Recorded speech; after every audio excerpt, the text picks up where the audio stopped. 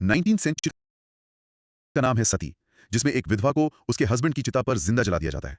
अब इमेजिन कीजिए कि एक ग्रेट रिफॉर्मर राजा राममोहन रॉय इसे सिर्फ एक सोशल इविल नहीं कहते, बल्कि वो इसे मर्डर अकॉर्डिंग टू एवरी शास्त्र कहते हैं। मतलब वो उन्हीं धार्मिक ग्रंथों का यूज करके प्रूव करते हैं कि ये एक क्राइम है। क्राइसिस इतना गहरा था और सोल्यूशन को उतना ही ब्रिलियंट होना था। एग्जैक्टली और ये तो सिर्फ एक ट्रेलर था। पूरी 19th सेंचुरी सोशल चेंज की एक ब्लॉकबस्टर मूवी थी। आज हम इसी अमेजिंग जर्नी को एक्सप्लोर करेंगे, बट फर्स्ट एक छोटी सी चीज। अगर आपको ऐसे ही डीप माइंड ब्लोइंग डिस्कशंस पसंद है जो हिस्ट्री को जिंदा कर देती हैं, तो प्लीज अभी आपसे रिक्वेस्ट है कि सब्सक्राइब बटन हिट कीजिए, बेल आइकन प्रेस कीजिए ताकि आप कभी मिस ना करें। और हाँ, लाइक करना मत भूलिएगा, इससे हमें बहुत हेल्प मिलती है। चलो शुरू करते हैं। The Indian Renaissance, 19th century socio-religious reform movements. Understanding the social and religious awakening in 19th century India. तो आज का हमारा लर्निंग मैप क्या है? क्या प्लान है? बहुत सिंपल है। हम एक टाइम ट्रैवल एक्सपीडिशन पे जा रहे हैं। पहले हम पूछेंगे ये सब शुरू ही क्यों हुआ। हम एक्सप्लोर करेंगे factors giving rise to desire for reform. फिर इन रिफॉर्मर्स के दिमाग में सॉफ्टवेयर क्या था, हम उनका social and ideological base decode करेंगे।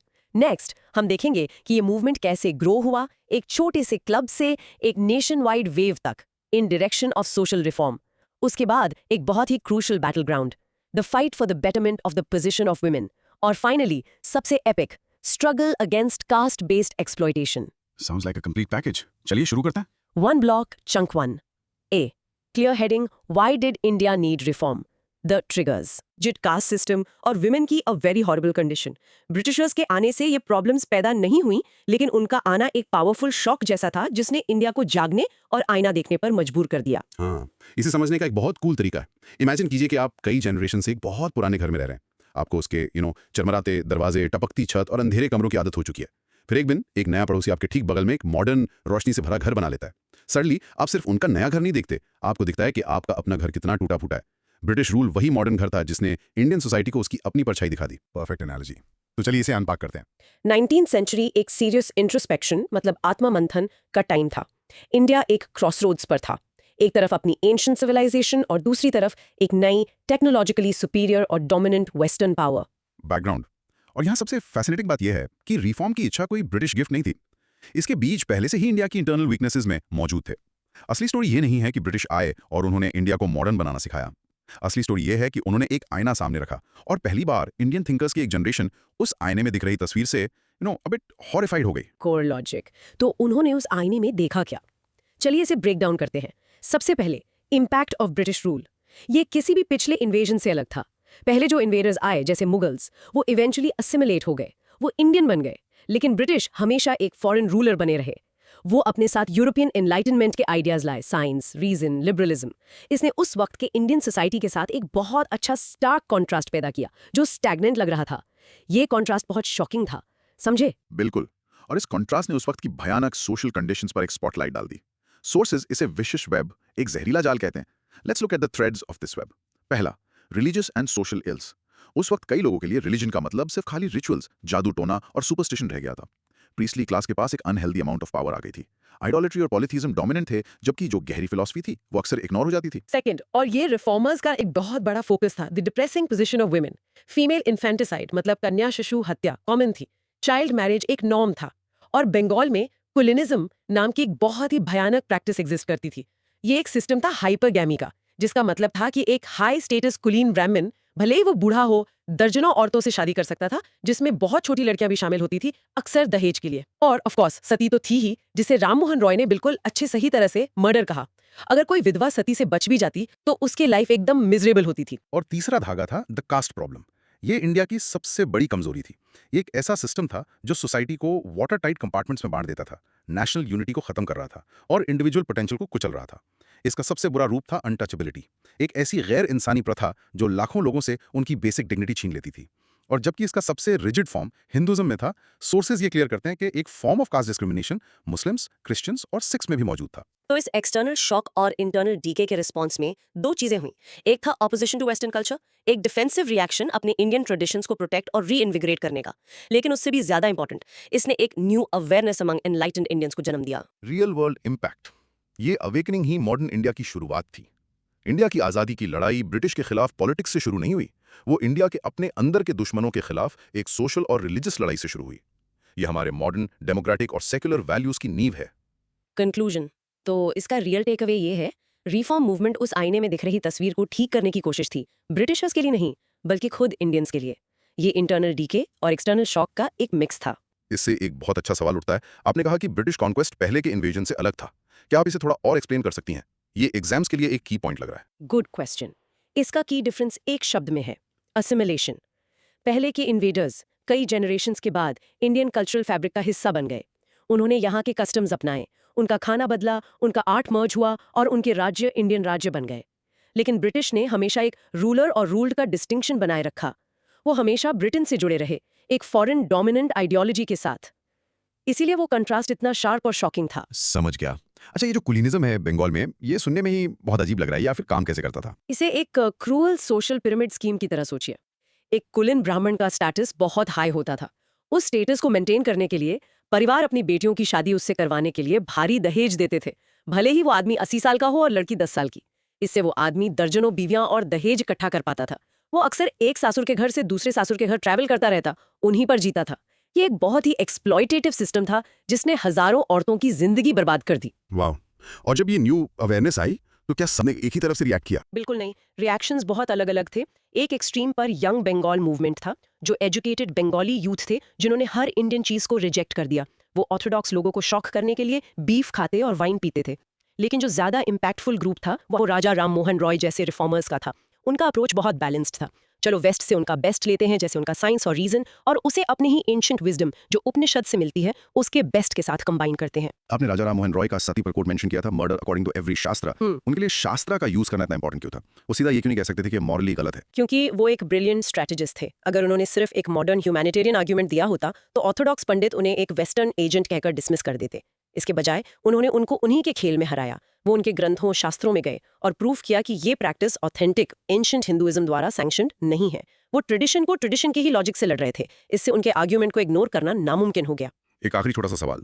सोर्सेस कहते हैं कि कास्ट सिर्फ हिंदुइज्म में नहीं था, ये दूसरे रिलीजन्स जैसे इस्लाम या सिखिज्म में इंडिया में कितना सीरियस था? ये एक पूरी पिक्चर के लिए याद रखना बहुत जरूरी पॉइंट है। हाँ, ये हिंदुइज्म की तरह रिलीजियसली सैंक्शन्ड नहीं था, लेकिन सोशल हायरार्कीज धीरे धीरे आ ही गई थी। फॉर एग्जाम्पल, कुछ मुस्लिम कम्युनिटीज में अशरफ नोबल बोन और अजलाफ लोअर बोन के बीच एक फर्क था। इसी तरह सिखिज्म पूरी तरह से इक्वालिटी प्रीच करता है, लेकिन पहले कास्ट आइडेंटिटीज पर बेस्ड कुछ सोशल स्ट्रैटिफिकेशन बनी रही। ये कम वायलेंट था, पर था जरूर। प्रैक्टिस क्यों? अब पॉज कीजिए और इसे कहने की प्रैक्टिस कीजिए। The reform was triggered by internal weaknesses meeting the external shock of a non assimilating colonial power. Mini recap. In short, 19th century reforms तब शुरू हुए जब इंडिया की अपनी गहरी सोशल प्रॉब्लम्स अचानक एक मॉडर्न कॉलोनियल पावर की तेज रोशनी में देखी गईं। Chunk 2। A clear heading, the brains behind the change, ideology of the reformers. बिल्कुल, तो ये लोग कौन थे जो इस बदलाव को लीड कर रहे थे? ये एक newly emerging educated middle class थी। और ये सिर्फ गुस्से में एक्टिविस्ट नहीं थे, ये इंटेलेक्चुअल्स थे जिनके दिमाग में एक पावरफुल नया ऑपरेटिंग सिस्टम था।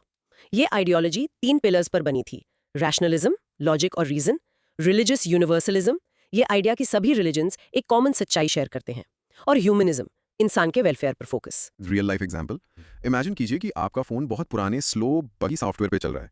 रिफॉर्मर्स सॉफ्टवेयर इंजीनियर्स की तरह थे जिन्होंने एक नया ऑपरेटिंग सिस्टम इंस्टॉल करने का फैसला किया। रैशनलिज्म नया प्रोसेसर था जो अंधे विश्वास से ज्यादा लॉजिक को वैल्यू देता था। रिलीजियस यूनिवर्सलिज्म नया क्लाउड फीचर था जो अलग अलग एप्स यानी रिलीजन्स में कॉमन डेटा ढूंढ सकता था। और ह्यूमनिज्म यूजर सेंट्रिक डिजाइन था जो यूजर के एक्सपीरियंस को अभी इसी वक्त बेहतर बनाने पर फोकस था, ना कि किसी दूर के भविष्य में। D content discussion. परफेक्ट। तो ये सब रैंडम नहीं था, एक क्लियर फिलॉसफी थी। बट फर्स्ट, ये लोग थे कौन? सोशल बेस थी नई मिडिल क्लास। लेकिन यहाँ एक कैच है, ये कोई बिजनेस या इंडस्ट्रियल क्लास नहीं थी, क्योंकि सभी बड़ी इंडस्ट्रीज पर ब्रिटिश का कंट्रोल था। बैकग्राउंड, ये नई मिडिल क्लास उन प्रोफेशन से आई जो या तो कॉलोनियल सिस्टम को सर्व करते थे या उससे पैदा हुए थे। ये लोग गवर्नमेंट सर्विस में लॉयर्स, डॉक्टर्स, टीचर्स और जर्नलिस्ट थे। उनके पास वेस्टर्न एजुकेशन का एक्सेस था जिसने उन्हें मॉडर्न थॉट के टूल्स दिए। कोलॉजिक। अब उनके सॉफ्टवेयर को देखते हैं। 3 intellectual pillars. Pillar 1, rationalism. Reason ही अल्टीमेट टेस्ट था। राजा राममोहन रॉय ने कॉजालिटी और डिमॉन्स्ट्रेबिलिटी पर जोर दिया। अगर आप उसे प्रूव नहीं कर सकते तो वो वैलिड नहीं है। लेकिन अक्षय कुमार दत्त इसे एक अलग ही लेवल पर ले गए। उन्होंने डिक्लेयर किया, रैशनलिज्म इज आवर ओनली प्रीसेप्टर, मतलब तर्क ही हमारा एकलौता गुरु है। एक ऐसी सोसाइटी में जो फेथ पर बेस्ड थी, ये एक एक्सप्लोजिव आइडिया था। बिल्कुल इसी तरह सैयद अहमद खान ने आर्ग्यू किया कि रिलीजियस टेनेट्स इम्यूटेबल नहीं है, वो पत्थर की लकीर नहीं है और उन्हें मॉडर्न साइंस की रोशनी में इंटरप्रेट करना चाहिए। Pillar 2, religious universalism. ये सभी रिलीजन्स में एक कॉमन सच्चाई की खोज थी। राजा राममोहन रॉय ने कहा कि अलग अलग रिलीजन्स सिर्फ नेशनल एम्बॉडीमेंट्स ऑफ यूनिवर्सल थियज्म हैं। उन्होंने मोनोथियज्म यानी एक ईश्वर में विश्वास को चैंपियन किया। सैयद अहमद खान ने भी यही बात दोहराई कि सभी प्रॉफिट्स का एक ही दीन या फेथ था। गोल था धार्मिक दीवारों को तोड़ना। और पिलर 3 ह्यूमनिज्म। फोकस सैल्वेशन और आफ्टर लाइफ के आइडिया से हटकर इस दुनिया में ह्यूमन वेलबींग पर आ गया। इंडिविजुअल को सेंटर में रखा गया। इसीलिए उन्होंने प्रीस्टली डोमिनेशन पर अटैक किया और इंडिविजुअल राइट्स और डिग्निटी के लिए लड़े। गोल था यहां और अभी लाइफ को बेहतर बनाना। रियल वर्ल्ड इम्पैक्ट, ये आइडियोलॉजिकल फाउंडेशन बहुत बहुत इंपॉर्टेंट है। इसमें सिर्फ सोशल रिफॉर्म को ही नहीं बल्कि इंडिया के पूरे फ्रीडम स्ट्रगल और हमारे कॉन्स्टिट्यूशन को शेप किया। लिबर्टी, इक्वालिटी और फ्रेटर्निटी की वैल्यूज की इंटेलेक्चुअल शुरुआत यहीं से इन 19th सेंचुरी थिंकर्स से हुई। कंक्लूजन, तो ये मूवमेंट सिर्फ इमोशनल आउटबर्स्ट्स नहीं थे। इन्हें क्लियर, मॉडर्न और ह्यूमन सेंट्रिक आइडियोलॉजी ड्राइव कर रही थी। अब इस आइडियोलॉजी के यूज के बेसिस पर हम इन मूवमेंट्स को 2 स्ट्रीम्स में डिवाइड कर सकते हैं। पहला, रिफॉर्मिस्ट मूवमेंट्स जैसे ब्रह्मो समाज और अलीगढ़ मूवमेंट। ये अपने रिलीजन्स को मॉडर्न वेस्टर्न थॉट के साथ इंटीग्रेट करके रिफॉर्म करना चाहते थे। दूसरा, रिवाइवलिस्ट मूवमेंट्स जैसे आर्य समाज। ये अपने पास्ट की लॉस्ट प्योरिटी को रिवाइव करना चाहते थे, ये मानते हुए कि उनके रिलीजन का ओरिजिनल फॉर्म परफेक्ट था। इससे एक सवाल उठता है, आपने कहा कि मिडिल क्लास बेस बिजनेस से नहीं था, ऐसा क्यों? क्या उस वक्त कोई इंडियन बिजनेसमैन नहीं थे? ये एक बहुत अच्छा सवाल है जो कॉलोनियल इकोनॉमिक्स के असल कोर तक जाता है। इंडियन बिजनेसमैन थे, लेकिन वो ज्यादातर ब्रिटिश फर्म्स के जूनियर पार्टनर्स तक ही सीमित थे या फिर लोकल मनी लेंडर्स थे। जो बड़े ल्यूक्रेटिव सेक्टर्स थे जैसे शिपिंग, बैंकिंग, इंडस्ट्री, उन पर ब्रिटिश एजेंसीज का मोनोपोली था। कॉलोनियल पॉलिसीज ब्रिटेन को फायदा पहुंचाने के लिए डिजाइन की गई थी, ना कि एक पावरफुल इंडियन इंडस्ट्रियलिस्ट क्लास बनाने के लिए। तो एक एम्बिशियस, एजुकेटेड इंडियन के लिए मेन अपॉर्चुनिटीज लॉ या गवर्नमेंट सर्विस जैसे प्रोफेशंस में ही थी। वो अक्षय कुमार दत्त का quote, rationalism is our only preceptor, उस टाइम के लिए कितना रेडिकल था। Extremely radical. आपको एक ऐसी सोसाइटी इमेजिन करनी होगी जहां हर सवाल का क्या खाना है से लेकर किससे शादी करनी है तक जवाब रिलीजियस टेक्स्ट्स और ट्रेडिशन से मिलता था, जैसा कि प्रीस्ट्स इंटरप्रेट करते थे। उस दुनिया में ये कहना कि आपका ओनली गाइड आपका अपना लॉजिकल माइंड है, पूरे सोशल और रिलीजियस अथॉरिटी स्ट्रक्चर को एक डायरेक्ट चैलेंज था। ये इंटेलेक्चुअल इंडिपेंडेंस का अल्टीमेट डिक्लेरेशन था। ओके, क्या आप रिफॉर्मिस्ट और रिवाइवलिस्ट मूवमेंट्स के बीच का डिफरेंस एक बार और आसान शब्दों में समझा सकती हैं, शायद किसी एनालॉजी के साथ? बिल्कुल। चलिए उस पुराने टूटे फूटे घर पर वापस चलते हैं। दोनों ग्रुप्स अग्री करते हैं कि घर को ठीक करने की जरूरत है। रिफॉर्मिस्ट कहता है चलो मॉडर्न टूल्स और आर्किटेक्चरल प्लान्स यूज करते हैं, स्टील बीम्स, बड़ी खिड़कियां, इलेक्ट्रिसिटी जो वेस्टर्न रीजन और साइंस को रिप्रेजेंट करती हैं, इस घर को रिपेयर और रीडिजाइन करने के लिए। रिवाइवलिस्ट कहता है प्रॉब्लम ओरिजिनल डिजाइन में नहीं है, हमारे पूर्वजों का ओरिजिनल डिजाइन जैसे वेदास परफेक्ट था। प्रॉब्लम ये सब बदसूरत अनप्लान्ड एडिशंस हैं जो बाद में किए गए हैं। चलो उनको डिमोलिश करते हैं और घर को उसकी ओरिजिनल प्योर ग्लोरी में रिस्टोर करते हैं। दोनों एक बेहतर घर चाहते हैं, लेकिन उनके मेथड्स और ब्लूप्रिंट्स अलग हैं। ये रिलीजियस यूनिवर्सलिज्म का आइडिया आज के टाइम में कितना रेलेवेंट है? बहुत ही ज्यादा रेलेवेंट है। ये आइडिया कि सभी धर्म एक ही यूनिवर्सल सच की तरफ इशारा करते हैं, सेक्युलरिज्म और इंटरफेथ हार्मनी की नींव है। एक ऐसी दुनिया में जो अक्सर धार्मिक झगड़ों से टूटी रहती है, राम मोहन रॉय का मैसेज कि हमें डिवाइसिव रिचुअल्स के बजाय सभी धर्मों के कॉमन एथिकल कोर पर फोकस करना चाहिए, आज पहले से कहीं ज्यादा जरूरी है। वो सच में एक विजनरी थे। आपने मेंशन किया कि सैयद अहमद खान ने कहा religious tenets are not immutable. Aligarh movement के लिए इसका प्रैक्टिस में क्या मतलब था? प्रैक्टिस में इसका मतलब था कि उन्होंने मुस्लिम्स को मॉडर्न साइंटिफिक एजुकेशन अपनाने के लिए एनकरेज किया, बिना इस डर के कि इससे उनके फेथ को नुकसान होगा। उन्होंने आर्ग्यू किया कि कुरान को रीजन के साथ और मॉडर्न दुनिया के कॉन्टेक्स्ट में इंटरप्रेट किया जाना चाहिए। ये मुस्लिम कम्युनिटी को आइसोलेट होने और तेजी से बढ़ती दुनिया में पीछे रहने से बचाने के लिए एक रेवोल्यूशनरी कदम था। ये फेथ को डायनामिक बनाने के बारे में था, स्टैटिक नहीं। प्रैक्टिस, इसका मतलब था कि उन्होंने मुस्लिम्स को मॉडर्न साइंटिफिक एजुकेशन अपनाने के लिए एनकरेज किया, बिना इस डर के कि इससे उनके फेथ को नुकसान होगा। उन्होंने आर्ग्यू किया कि कुरान को रीजन के साथ और मॉडर्न दुनिया के कॉन्टेक्स्ट में इंटरप्रेट किया जाना चाहिए।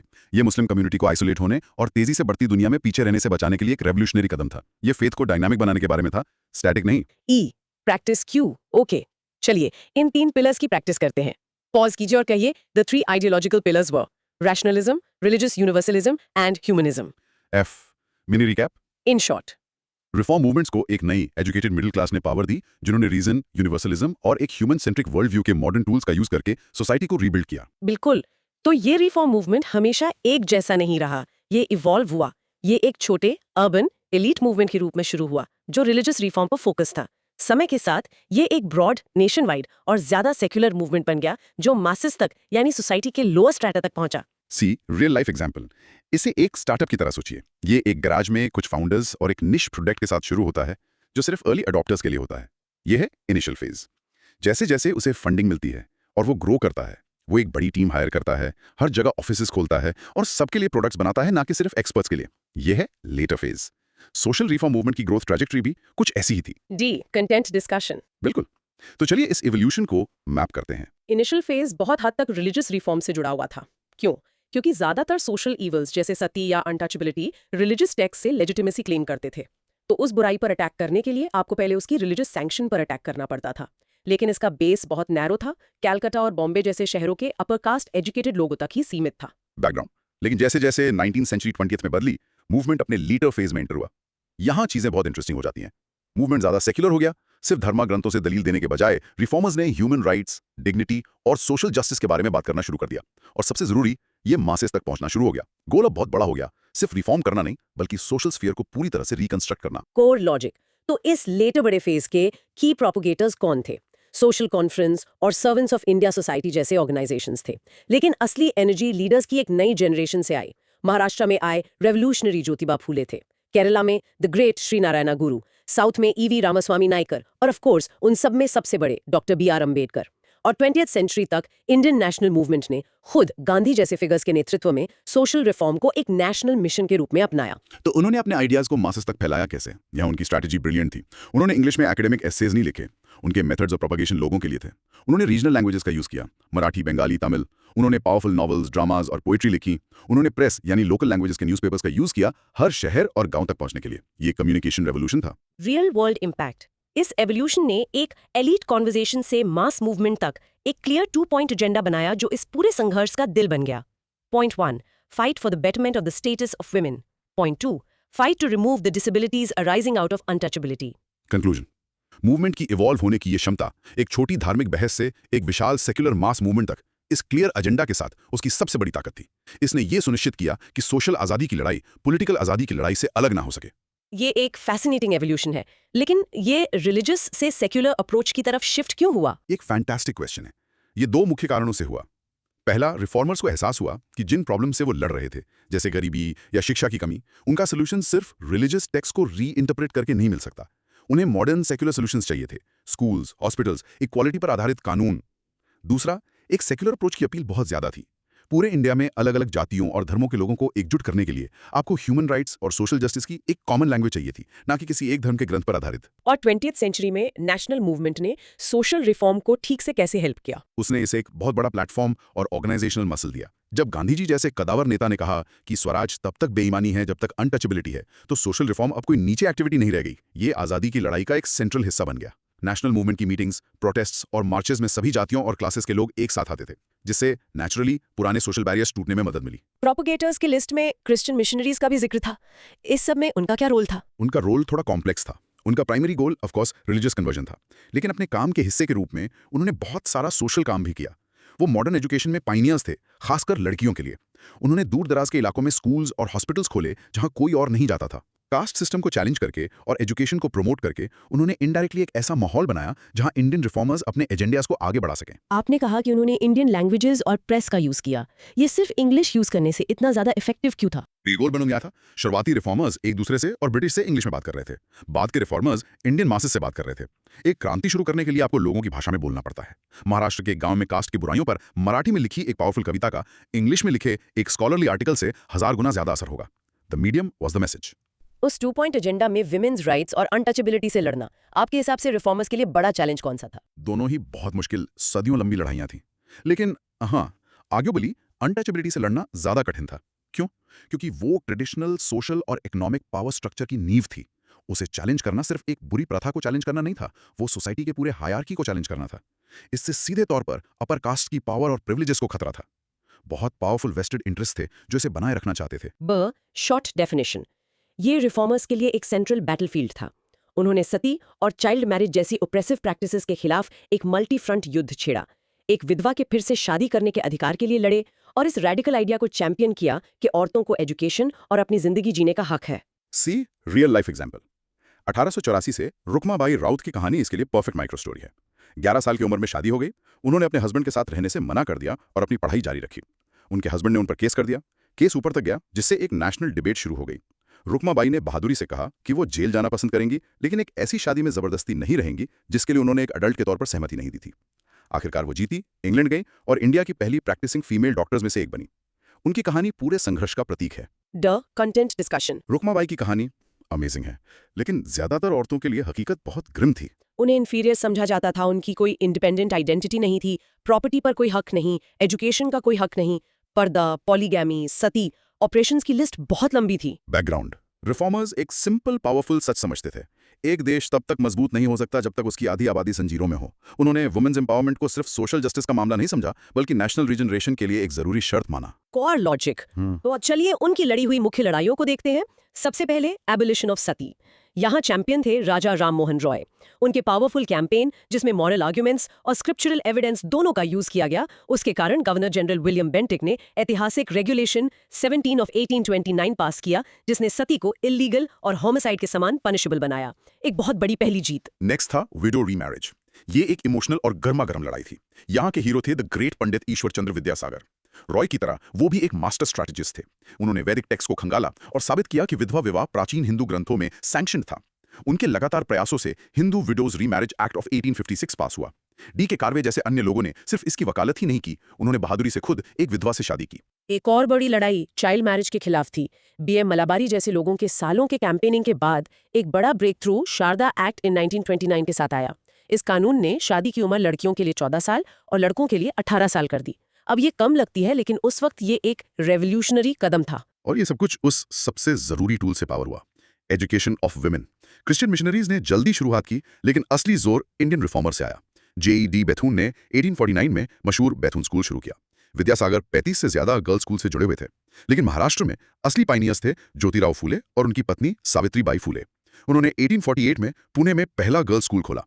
सावित्रीबाई को इंडिया की पहली मॉडर्न फीमेल टीचर माना जाता है। उन्हें रोजाना गालियों का सामना करना पड़ता था। लोग उन पर स्कूल जाते वक्त पत्थर और कीचड़ फेंकते थे, लेकिन वो कभी नहीं रुकी। हमें उनका नाम याद रखना चाहिए। और हायर एजुकेशन का विजन प्रोफेसर डी.के. कर्वे से आया। 1916 में उन्होंने कुछ ऐसा किया जो सोचा भी नहीं जा सकता था। उन्होंने पहली इंडियन विमेंस यूनिवर्सिटी शुरू की। Real world impact. जैसे जैसे औरतें एजुकेटेड हुईं, उन्होंने अपने लिए लड़ना शुरू किया। उन्होंने अपनी वुमेन्स ऑर्गेनाइजेशंस बनाई। सबसे इंपॉर्टेंट थी all India women's conference, AIWC, जो 1927 में स्थापित हुई। इसने सच्ची इक्वालिटी के लिए लड़ा, सिर्फ वेलफेयर नहीं, बल्कि इक्वल पॉलिटिकल और लीगल राइट्स। कंक्लूजन, ये लड़ाई लंबी और कठिन थी, लेकिन इन रिफॉर्मर्स ने, मर्दों और औरतों दोनों ने, इंडिया में जेंडर जस्टिस की नींव रखी, जिससे आजादी की लड़ाई और उसके बाद औरतों की भारी भागीदारी का रास्ता साफ हुआ। मैं विद्यासागर पर वापस आना चाहता हूँ। राम मोहन रॉय की तरह ही उन्होंने भी एंशिएंट टेक्स्ट का यूज किया। क्या उस जमाने में जीतने के लिए ट्रेडिशन को ट्रेडिशन से लड़ाने की ये स्ट्रैटेजी ही एकमात्र रास्ता थी? उस शुरुआती फेज में ये सबसे इफेक्टिव तरीका था। सोसाइटी अभी भी वेस्टर्न आइडियाज ऑफ राइट्स पर बेस्ड एक पूरी तरह से सेक्युलर रैशनलिस्ट आर्गुमेंट के लिए तैयार नहीं थी। ये साबित करके कि विधवा विवाह हमारी अपनी शुद्ध प्राचीन परंपरा का हिस्सा था, विद्यासागर ने अपने ऑर्थोडॉक्स विरोधियों को आम निशस्त्र कर दिया। वो एसेंशियली कह रहे थे, मैं कोई बाहरी आदमी नहीं हूं जो हमारी संस्कृति को भ्रष्ट करने की कोशिश कर रहा है। मैं एक सच्चा इंसाइडर हूं जो उसे उसके पुराने गौरव में रिस्टोर करने की कोशिश कर रहा हूं। ये एक ब्रिलियंट मूव था। और रुक्माबाई केस, इसे इतना बड़ा लैंडमार्क क्यों माना जाता है? इसने क्या बदला? ये 3 कारणों से एक लैंडमार्क था। एक, इसने एगे ऑफ कंसेंट और एक शादी के अंदर औरत के अधिकारों के मुद्दे को नेशनल स्टेज पर ला दिया। 2, ये एक लीगल लड़ाई थी जो दिखाती थी कि लड़ाई को कॉलोनियल कोर्ट्स में ले जाया जा सकता है। लेकिन तीसरा और सबसे इंपॉर्टेंट, रुक्माबाई खुद एक सिंबल बन गई। उनकी पर्सनल अवज्ञा, उनकी ना कहने की आवाज ने एक पूरी जनरेशन की औरतों को ये विश्वास करने के लिए प्रेरित किया कि वो सिर्फ संपत्ति नहीं बल्कि अधिकारों वाले इंडिविजुअल्स हैं। डी.के. कार्वे का 1916 में औरतों के लिए एक पूरी यूनिवर्सिटी शुरू करना, ये तो अमेजिंग है। उनका बड़ा विजन क्या था? नहीं है। सच्ची इक्वालिटी के लिए औरतों को प्रोफेशनल्स बनना होगा। Doctors, lawyers, teachers, leaders. वो ऐसी औरतों की एक जनरेशन बनाना चाहते थे जो इंस्टीट्यूशंस बना सकें और सोसाइटी को मर्दों के बराबर कंधे से कंधा मिलाकर लीड कर सकें। एक यूनिवर्सिटी उन फ्यूचर लीडर्स को बनाने का इंजन थी। ये एक रेवोल्यूशनरी कदम था। चलिए, all India women's conference AIWC के बारे में बात करते हैं। सोर्सेज कहते हैं कि इसका एक इगैलिटेरियन अप्रोच था। इसका क्या मतलब है और ये पहले के ग्रुप से कैसे अलग था? विमेंस ग्रुप्स अक्सर वेलफेयर या अपलिफ्टमेंट पर फोकस्ड होते थे, जिसका टोन कभी-कभी चैरिटेबल या पैटर्नलिस्टिक हो सकता था, जैसे एक मजबूत ग्रुप एक कमजोर ग्रुप की मदद कर रहा हो। AIWC का अप्रोच अलग था। ये शुरू से ही एक मॉडर्न फेमिनिस्ट ऑर्गेनाइजेशन थी। उन्होंने भीख नहीं मांगी, उन्होंने अधिकार मांगे। उन्होंने वोट देने का अधिकार, तलाक का अधिकार, संपत्ति में हिस्से का अधिकार, मर्दों के साथ पूरी कानूनी और राजनीतिक समानता के लिए लड़ा। हमारे लिसनर्स जो एग्जाम्स की तैयारी कर रहे हैं, उनके लिए इस दौर से जुड़े विमेन्स राइट्स से संबंधित टॉप 3 लेजिस्लेटिव एक्ट्स कौन से हैं जिन्हें उन्हें बिल्कुल याद रखना चाहिए? क्विक रिवीजन के लिए अच्छा सवाल है। टॉप 3 है abolition of Sati, regulation 17 of 1829, Hindu widows remarriage act 1856 और सारदा एक्ट 1929। एक्ट का नाम, साल और उससे जुड़े की रिफॉर्मर का नाम याद रखें। रॉय फुरसती, विद्यासागर फॉर विडो रीमैरिज। ये एक क्लासिक एग्जाम क्वेश्चन कॉम्बो है। ई प्रैक्टिस क्यू। एक पल के लिए पॉज लीजिए और इंडिया की पहली मॉडर्न फीमेल टीचर का नाम कहिए। Savitribai Phule. F mini recap. In short 19th century के रिफॉर्मर्स ने लीगल रिफॉर्म, एजुकेशनल एम्पावरमेंट और शक्तिशाली महिला नेतृत्व वाले संगठनों के जरिए महिला अधिकारों के लिए क्रांति शुरू की। Brick chunk 5। A clear heading, the war on untouchability, fighting for human dignity. B short definition, caste system और उसका सबसे क्रूअल रूप अनटचेबिलिटी, सबसे गहरी जड़ों वाला सोशल ईविल था। इसके खिलाफ लड़ाई एक लंबी और मुश्किल जंग थी जिसे कई लोगों ने लड़ा, लेकिन सबसे शक्तिशाली चुनौती अपर कास्ट रिफॉर्मर्स से नहीं आई बल्कि उन लीडर से आई जो खुद लोअर कास्ट से उभरे थे, जैसे ज्योतिबा फुले, श्री नारायणा गुरु और the one and only doctor B.R. Ambedkar. C real life example 1927 के महार सत्याग्रह के बारे में सोचिए। ये हिस्ट्री का एक सिनेमैटिक मोमेंट है। डॉक्टर अंबेडकर हजारों दलितों को एक सार्वजनिक तालाब, चावदार तालाब तक ले गए जहां से उन्हें पानी पीना मना था। वो तालाब तक गए और सबके सामने उससे पानी पिया। ये काम सिर्फ पानी के बारे में नहीं था, ये ह्यूमन इक्वालिटी का एक क्रांतिकारी ऐलान था और सदियों के अत्याचार को एक सीधी चुनौती थी। एक सच में ऐतिहासिक पल। D content discussion. महत का वो पल पूरे संघर्ष को कैप्चर करता है। कास्ट सिस्टम का हॉरर उसकी ग्रेडेड इनह्यूमैनिटी थी। अनटचेबल्स सार्वजनिक कुओं, सड़कों या मंदिरों का इस्तेमाल नहीं कर सकते थे। उनका स्पर्श भी अशुद्ध माना जाता था। ये एक ऐसा सिस्टम था जिसे इंसानी आत्मा को कुचलने के लिए डिजाइन किया गया था। बैकग्राउंड, जबकि कई अपर कास्ट रिफॉर्मर्स ने अनटचेबिलिटी के खिलाफ आवाज उठाई, असली क्रांतिकारी चुनौती ऑप्रेस्ड कम्युनिटीज के अंदर से ही आई। चलिए उन फैक्टर्स को देखते हैं जिन्होंने इस लड़ाई को पावर दी। पहला, एक unintentional helper, British rule. British ने equality before the law introduce किया। एक कोर्ट में एक ब्राह्मण और एक दलित सिद्धांत में बराबर थे। रेलवेज जैसी नई चीजों ने सभी जातियों के लोगों को एक साथ ट्रैवल करने पर मजबूर किया। ये ब्रिटिश द्वारा कोई जानबूझकर किया गया सोशल रिफॉर्म नहीं था, ये सिर्फ उनके एडमिनिस्ट्रेशन का एक बाई प्रोडक्ट था। अनटचेबिलिटी की निंदा की। तीसरा, द नेशनल मूवमेंट। गांधी जैसे नेताओं ने अनटचेबिलिटी को मिटाना आजादी की लड़ाई का एक मुख्य लक्ष्य बनाया। उन्होंने 1932 में मशहूर ऑल इंडिया हरिजन संघ की स्थापना की। लेकिन चौथा और सबसे महत्वपूर्ण फैक्टर था stirrings among the lower castes themselves. ये असली हीरो हैं। महाराष्ट्र में ज्योतिबा फुले, एक माली परिवार से, ने ब्राह्मणिकल डोमिनेशन के खिलाफ एक शक्तिशाली आंदोलन का नेतृत्व किया और लोअर कास्ट्स और लड़कियों के लिए स्कूल शुरू किए। और फिर आए डॉक्टर B.R. अम्बेडकर। वो अल्टीमेट चैंपियन थे। उन्होंने मूक नायक, लीडर ऑफ द वॉइसलेस जैसे शक्तिशाली अखबार शुरू किए। उन्होंने 1924 में बहिष्कृत हितकारिणी सभा का गठन किया जिसका शक्तिशाली मोटो था एजुकेट, एजिटेट एंड ऑर्गेनाइज। उन्होंने महार सत्याग्रह का नेतृत्व किया और दिसंबर 1927 में एक बहुत बड़े सिंबॉलिक एक्ट में उन्होंने सार्वजनिक रूप से मनुस्मृति को जलाया, वो प्राचीन ग्रंथ जिसने जातिगत असमानता को संहिताबद्ध किया था। ये आंदोलन साउथ में भी मजबूत था। E.V. रामास्वामी नाइकर ने सेल्फ रिस्पेक्ट मूवमेंट का नेतृत्व किया। केरला में श्री नारायणा गुरु ने मशहूर नारा दिया, one religion, one caste, one God for Mankind. Interestingly उनके शिष्य साधारण अय्यपन ने इसे और भी रेडिकल बना दिया, no religion, no caste, no god for mankind. Real world impact. आखिरकार इस सदियों लंबे संघर्ष का परिणाम था the constitution of free India. Doctor Ambedkar की अध्यक्षता में तैयार किए गए संविधान ने आर्टिकल 17 में औपचारिक रूप से अनटचेबिलिटी को समाप्त कर दिया और इसकी प्रैक्टिस को एक अपराध बना दिया। रिफॉर्मर्स का सपना आखिरकार देश का कानून बन गया। कंक्लूजन, जाति के खिलाफ लड़ाई एक मल्टी फ्रंट युद्ध थी, लेकिन सबसे शक्तिशाली और निर्णायक प्रहार उन्हीं लोगों ने किए जिन पर अत्याचार हुआ था, जिनका नेतृत्व डॉक्टर अंबेडकर जैसे नेताओं की बौद्धिक और नैतिक आग ने किया। मैं ब्रिटिश रूल के अनइंटेंशनल इम्पैक्ट के बारे में और जानना चाहता हूँ। क्या आप एक और स्पेसिफिक एग्जांपल दे सकती हैं कि कैसे उन्होंने बिना कोशिश किए कास्ट सिस्टम को कमजोर किया? जरूर। बोरुबेल या कैलकाटा जैसे शहर में एक मॉडर्न फैक्ट्री के बारे में सोचिए। फैक्ट्री चलाने के लिए आपको वर्कर्स चाहिए। ब्रिटिश फैक्ट्री मालिक को इस बात से कोई फर्क नहीं पड़ता था कि एक वर्कर ब्राह्मण है या दलित। उसे इस बात से फर्क पड़ता था कि वो मशीन चला सकता है या नहीं। तो इन नए अर्बन इंडस्ट्रियल स्पेसेस में अलग अलग जातियों के लोगों को एक दूसरे के साथ काम करना पड़ता था। इस जबरदस्ती मिक्सिंग ने धीरे धीरे फिजिकल सेपरेशन के उन कठोर नियमों को कमजोर किया जो गांवों में कास्ट सिस्टम के लिए फंडामेंटल थे। डॉक्टर अंबेडकर ने मनुस्मृति को ही जलाने के लिए क्यों चुना? उस एक्ट का क्या महत्व था? मनुस्मृति को वो प्रमुख प्राचीन कानूनी ग्रंथ माना जाता था जिसने कास्ट सिस्टम और अछूतों के दमन को संविदाबद्ध किया और धार्मिक स्वीकृति दी। ये असमानता का आइडियोलॉजिकल ब्लूप्रिंट था। इसे जलाकर अंबेडकर सिर्फ एक किताब नहीं जला रहे थे, वो सिंबॉलिक रूप से जाति व्यवस्था के पूरे विचार को जला रहे थे। ये अस्वीकृति का एक शक्तिशाली क्रांतिकारी कार्य था, एक ऐलान कि दलित अब इन प्राचीन अमानवीय नियमों से बंधे नहीं रहेंगे। श्री नारायण गुरु के नारे का उनके शिष्य द्वारा no god, no caste, no religion में बदलना बहुत फैसिनेटिंग है। ये बदलाव हमें क्या बताता है? ये हमें एंटी कास्ट मूवमेंट के अंदर बढ़ते हुए रेडिकलिज्म के बारे में बताता है। श्री नारायणा गुरु का नारा रिफॉर्मिस्ट था। वो एक रिलीजियस फ्रेमवर्क के भीतर एक यूनिवर्सल स्पिरिचुअल पाथ बनाना चाहते थे। लेकिन उनके शिष्य अय्यप्पन एक ज्यादा रैशनलिस्ट एथिस्टिक विचारधारा का प्रतिनिधित्व करते थे। उनका मानना था कि धर्म का पूरा ढांचा ही समस्या है और सच्ची मुक्ति तीनों को, धर्म, जाति और ईश्वर के विचार को पूरी तरह से डिसमेंटल करके ही मिल सकती है। यह संघर्ष की बौद्धिक विविधता को दर्शाता है। गांधी और अंबेडकर के अनटचेबिलिटी को खत्म करने के अप्रोचेस में मुख्य अंतर क्या था? ये एक बहुत इंपॉर्टेंट टॉपिक है। हाँ, और ये एक कॉम्प्लेक्स विषय है। आसान शब्दों में कहें तो गांधी अनटचेबिलिटी को हिंदुइज्म के भीतर एक पाप मानते थे। उनका मानना था कि ये एक भ्रष्टाचार है जिसे साफ करने की जरूरत है, और उन्होंने अपर कास्ट हिंदूज के अंतरात्मा से हृदय परिवर्तन के लिए अपील की। उन्होंने अछूतों को हरिजन, ईश्वर के बच्चे कहा। अंबेडकर का डायग्नोसिस ज्यादा रेडिकल था। उनका मानना था कि समस्या हिंदुइज्म का भ्रष्टाचार नहीं है, बल्कि समस्या हिंदू ग्रंथों के अंदर ही है। उन्होंने दलील दी कि कास्ट सिस्टम हिंदुइज्म का मूल हिस्सा है, और इसीलिए दलितों के लिए सच्ची मुक्ति सिर्फ हिंदू धर्म से बाहर निकलकर ही हो सकती है। इस मूलभूत अंतर ने उनके अलग अलग राजनीतिक और सामाजिक रास्तों को जन्म दिया, जिसका परिणाम अंबेडकर का बुद्धिज्म में कन्वर्जन हुआ। एग्जाम के पर्पसेस के लिए अंबेडकर के अखबारों के नाम और उनके मतलब याद रखना कितना जरूरी है? बहुत बहुत जरूरी। ये किसी भी आंसर में बहुत वैल्यू ऐड करता है। मोक नायक का मतलब है लीडर ऑफ द वॉइसलेस, और बहिष्कृत भारत का मतलब है ऑस्ट्रोसाइज्ड इंडिया। नाम खुद ही उनके पूरे मिशन का सार है।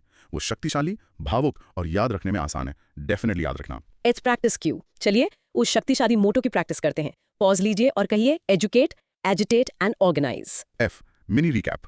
इन शॉर्ट, जाति के खिलाफ संघर्ष एक लंबा और जटिल युद्ध था, जिसे ऑप्रेस्ड कम्युनिटीज के नेताओं, खासकर डॉक्टर अंबेडकर ने आग और बुद्धि से परिवर्तित और नेतृत्व प्रदान किया। जी, रिकैप एंड कंटेंट इम्बाइबिंग। वाह, क्या इंटेंस और सच में प्रेरणादायक सफर था 19th सेंचुरी इंडिया का। चलिए एक क्विक रिकैप करते हैं। यस, आज हमने एक्सप्लोर किया understanding the social and religious awakening in 19th century India. Bullet point 1, हमने फैक्टर से शुरुआत की।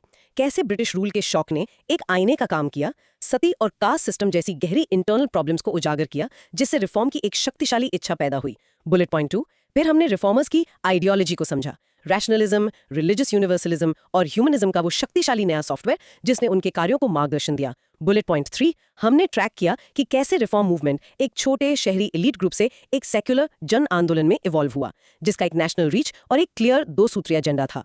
बुलेट पॉइंट 4, हमने फाइट फॉर वुमेन्स पोजीशन में गहराई से उतरे। सती और चाइल्ड मैरिज के खिलाफ लड़ाइयों से लेकर सावित्रीबाई फुले जैसे नायकों द्वारा नेतृत्व किए गए शिक्षा के प्रयास और रुक्माबाई राउत की अवज्ञा की कहानी तक। बुलेट पॉइंट 5, और आखिर में हमने स्ट्रगल अगेंस्ट कास्ट को एक्सप्लोर किया, ज्योतिबा फुले, श्री नारायणा गुरु के योगदान और डॉक्टर BR अंबेडकर की अद्वितीय विरासत पर फोकस करते हुए। अब आप सबकी बारी। थोड़ा सोचिए और इन सवालों का जवाब खुद देने की कोशिश कीजिए। 1. रिफॉर्मिस्ट जैसे ब्रह्म समाज और रिवाइवलिस्ट जैसे आर्य समाज मूवमेंट्स में मुख्य अंतर क्या था? 2. सावित्रीबाई फुले कौन थी और वो विमेंस एजुकेशन में इतनी ऐतिहासिक शख्सियत क्यों है? 3. 1929 का सारदा एक्ट किस सामाजिक प्रथा को नियंत्रित करना चाहता था? 4. 1927 में डॉक्टर अम्बेडकर द्वारा नेतृत्व किए गए 2 अत्यंत प्रतीकात्मक और क्रांतिकारी घटनाओं के नाम बताइए। 5. श्रीनारायण गुरु का सामाजिक समानता के लिए प्रसिद्ध नारा क्या था? 6. उस युग की सबसे महत्वपूर्ण महिला संगठन all India women's conference AIWC की स्थापना किसने की? चैलेंज। और ये रहा आपका आखिरी चैलेंज। आज हमने जिन भी रिफॉर्मर्स पर चर्चा की, राजा राम मोहन रॉय, विद्यासागर, सावित्रीबाई फुले या डॉक्टर अंबेडकर, उनमें से किसी एक को चुनिए और अब इमेजिन कीजिए कि आपको उनके बारे में अपने दोस्तों को 1 मिनट की स्पीच देनी है। उनके सबसे महत्वपूर्ण योगदान को जोर से बोलकर प्रेजेंट करने की प्रैक्टिस कीजिए। इससे फैक्ट्स आपकी मेमोरी में हमेशा के लिए लॉक हो जाएंगे। Final invitation. हमें उम्मीद है कि इस डिटेल डिस्कशन ने आपको 19th सेंचुरी रिफॉर्म्स की एक साफ, एनर्जेटिक और यादगार तस्वीर दी होगी। अगर हाँ, और आप हमारे साथ सीखने के इस सफर को जारी रखना चाहते हैं, तो प्लीज इस चैनल को अभी सब्सक्राइब कीजिए। और कमेंट सेक्शन में जाकर हमें बताइए कि इस रिफॉर्मर की कहानी ने आपको सबसे ज्यादा प्रेरित किया और क्यों। हमें आपसे सुनना अच्छा लगता है। अगली गहरी चर्चा में मिलते हैं, तब तक के लिए सीखते रहिए। इमेजिन करो, एक टाइम जब सोसाइटी में ऐसे रूल्स थे जिन्हें तोड़ना मतलब इम्पॉसिबल माना जाता था। सोचो, विडोज को जिंदा जला दिया जाता था in the name of tradition. हाँ, और सब उसे धर्म मानते थे। एग्जैक्टली। और फिर एक इंसान खड़ा होता है और कहता है बस अब और नहीं। दोस्त, ये कहानी है उन हीरोज की जिन्होंने मॉडर्न इंडिया को शेप किया। क्या तुम तैयार हो एक टाइम ट्रैवल एडवेंचर के लिए? सही में एक एडवेंचर ही है। अरे एडवेंचर पे जाने से पहले एक छोटा सा काम, जल्दी से वो सब्सक्राइब बटन ढूंढो, लाइक पे टैप करो और वो नोटिफिकेशन बेल, हाँ, उसे ऑन कर दो ताकि हमारी नॉलेज ट्रेन कभी मिस ना हो। चलो। बिल्कुल। आज हम एक बहुत ही कॉम्प्रिहेंसिव डिस्कशन करने वाले हैं। हम शुरू करेंगे बंगाल के रिफॉर्मर्स से, जैसे राजा राम मोहन रॉय। फिर चलेंगे महाराष्ट्र, जहां हम ज्योतिबा फुले जैसे रेवोल्यूशनरी से मिलेंगे। वाओ, पूरा टूर होने वाला है। हाँ, और we'll also cover a wide range of movements, Hindu, Muslim, Sikh, Parsi, reform movements और डिप्रेस्ड क्लासेस के लिए हुई सोशल रेवोल्यूशंस। बेसिकली पूरे 19th सेंचुरी इंडिया का एक blueprint. Let's start this amazing journey. तो चलो शुरू करते हैं। हमारा पहला टॉपिक है topic 1, Raja Ram Mohan Roy and Brahmo Samaj. Broad micro theme, the father of Indian renaissance and his mission to modernize India. सबसे पहले राजा राम मोहन रॉय, इन्हें फादर ऑफ इंडियन रेनेसांस और मेकर ऑफ मॉडर्न इंडिया भी कहते हैं। बेसिकली ये वो पहले लीडर थे जिन्होंने मॉडर्न साइंटिफिक अप्रोच को इंडियन सोसाइटी में लाने की कोशिश की। सोचो कितना कूल है। हाँ, और कूल इसलिए भी है क्योंकि उनका मेथड बहुत यूनिक था। इमेजिन करो तुम्हारे स्कूल में कोई ऐसी ट्रेडिशन है जो टोटली इलॉजिकल है, जैसे एग्जाम से पहले एक स्पेशल टाइप की पेन यूज करनी है। होता है, बहुत सारे सुपरस्टिशंस होते हैं। एग्जैक्टली राजा राम मोहन रॉय वो स्टूडेंट थे जिन्होंने पूछा क्यों, व्हाट इज द लॉजिक। उन्होंने हर सोशल इल को रीजन और लॉजिक से चैलेंज किया। सिर्फ ये नहीं कहा कि ये गलत है, बल्कि पूछा ये गलत क्यों है। राइट तो चलो इसमें थोड़ा डीप जाते हैं। राम मोहन रॉय जो 1772 से 1833 तक थे, वो अकेले एक पूरी क्रांति थे, वर्सेटाइल जीनियस। बिल्कुल, और ये समझना जरूरी है कि उनके टाइम पे इंडियन सोसाइटी में मतलब बहुत सी प्रॉब्लम्स थी। Idolatry, caste rigidity, meaningless rituals और सबसे भयानक सती जैसी सोशल ईवल्स थी। रॉय ने इन सब के खिलाफ आवाज उठाई। उनका बिलीफ किस चीज में था? उनका कोर बिलीफ था प्रिंसिपल्स ऑफ ह्यूमन डिग्निटी और सोशल इक्वालिटी में। वो मानते थे कि हर इंसान बराबर है। ओके, तो वो उनका सबसे पहला लॉजिकल स्टेप क्या था? उन्होंने मोनोथीज्म पर बहुत जोर दिया है ना, एक ईश्वर में विश्वास। हाँ बिल्कुल, उन्होंने 1809 में एक बुक लिखी, गिफ्ट टू मोनोथियस्ट्स, ये नाम याद रखना। फिर उन्होंने आगे जाकर वेदास और उपनिषद्स को बंगाली में ट्रांसलेट किया। लेकिन ट्रांसलेट क्यों किया? ताकि वो कॉमन लोगों को ये प्रूव कर सकें कि एंशिएंट हिंदू टेक्स्ट्स भी पॉलीथियज्म को नहीं बल्कि मोनोथियज्म को सपोर्ट करते हैं। उन्होंने कहा कि ये जो इतनी सारी मूर्ति पूजा है ये बाद की एडिशन है। वाह, तो उन्होंने सिस्टम को सिस्टम के ही टूल से चैलेंज किया। इसके लिए उन्होंने कोई ग्रुप बनाया था? हाँ, 1814 में कैलकाटा में उन्होंने आत्मीय सभा सेटअप की, जिसका मतलब है सोसाइटी ऑफ फ्रेंड्स। अच्छा, आत्मीय सभा। इसका एम था मोनोथियस्टिक आइडियल्स को फैलाना और आइडोलेट्री, कास्ट सिस्टम और इन सब रिचुअल्स को चैलेंज करना। ये एक शुरुआती ग्रुप था, एक डिबेटिंग सोसाइटी जैसा। और उनका एक और पावरफुल आइडिया था, रैशनलिज्म का इस्तेमाल। उन्होंने कहा कि वेदांता रीजन पर बेस्ड है। ये थोड़ा एक्सप्लेन करो। उनका कहना था कि हमारे स्क्रिप्चर्स लॉजिकल हैं, लेकिन अगर कहीं पर आपसे आपका रीजन, आपकी बुद्धि कहती है कि ये बात अब सेंस नहीं बनाती, तो स्क्रिप्चर से अलग जाना भी जस्टिफाइड है। ये तो उस टाइम के लिए एक मतलब रेवोल्यूशनरी थॉट था कि रीजन इज सुप्रीम। बहुत रेवोल्यूशनरी, और ये सिर्फ हिंदू धर्म तक लिमिटेड नहीं था। 1820 में उन्होंने प्रीसेप्ट्स ऑफ जीसस लिखी। ओके, इसमें उन्होंने न्यू टेस्टामेंट के मॉरल और फिलोसॉफिकल मैसेज को उसकी मिरेकल स्टोरीज से अलग कर दिया। उन्होंने कहा कि जीसस की टीचिंग्स इंपॉर्टेंट है, मिरेकल्स नहीं। इसकी वजह से क्रिश्चियन मिशनरीज उनसे बहुत नाराज हो गए। मतलब वो किसी से डरते नहीं थे, हर रिलीजन को रीजन की कसौटी पर टेस्ट कर रहे थे। एग्जैक्टली और इसी सब काम को एक इंस्टीट्यूशनल फॉर्म देने के लिए उन्होंने अगस्त 1828 में ब्रह्मो सभा बनाई। राइट, जिसका नाम बाद में ब्रह्मो समाज हुआ। हाँ, इसका मेन पर्पस था worship of the eternal unsearchable immutable being. यहाँ कोई मूर्ति, कोई स्टैच्यू या कोई पेंटिंग अलाउड नहीं थी। और इसके 2 पिलर थे, ये बहुत इंपॉर्टेंट है। ट्विन पिलर्स, हाँ, क्या थे वो? Reason and the Vedas Upanishads. इस कॉम्बिनेशन को हमेशा याद रखना। ओके, ये तो हो गई फिलोसॉफिकल बात। Let's talk about social reform. उनका एंटी सती स्ट्रगल कब शुरू हुआ? उन्होंने 1818 से ही इसके खिलाफ लिखना और बोलना शुरू कर दिया था।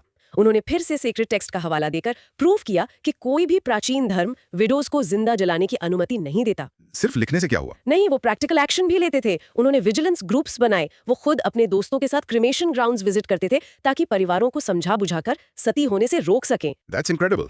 और उनके एफर्ट्स का रिजल्ट क्या निकला? उनके रिलेंटलेस एफर्ट्स से 1829 में गवर्नमेंट रेगुलेशन आया जिसने सती को एक क्राइम डिक्लेयर कर दिया।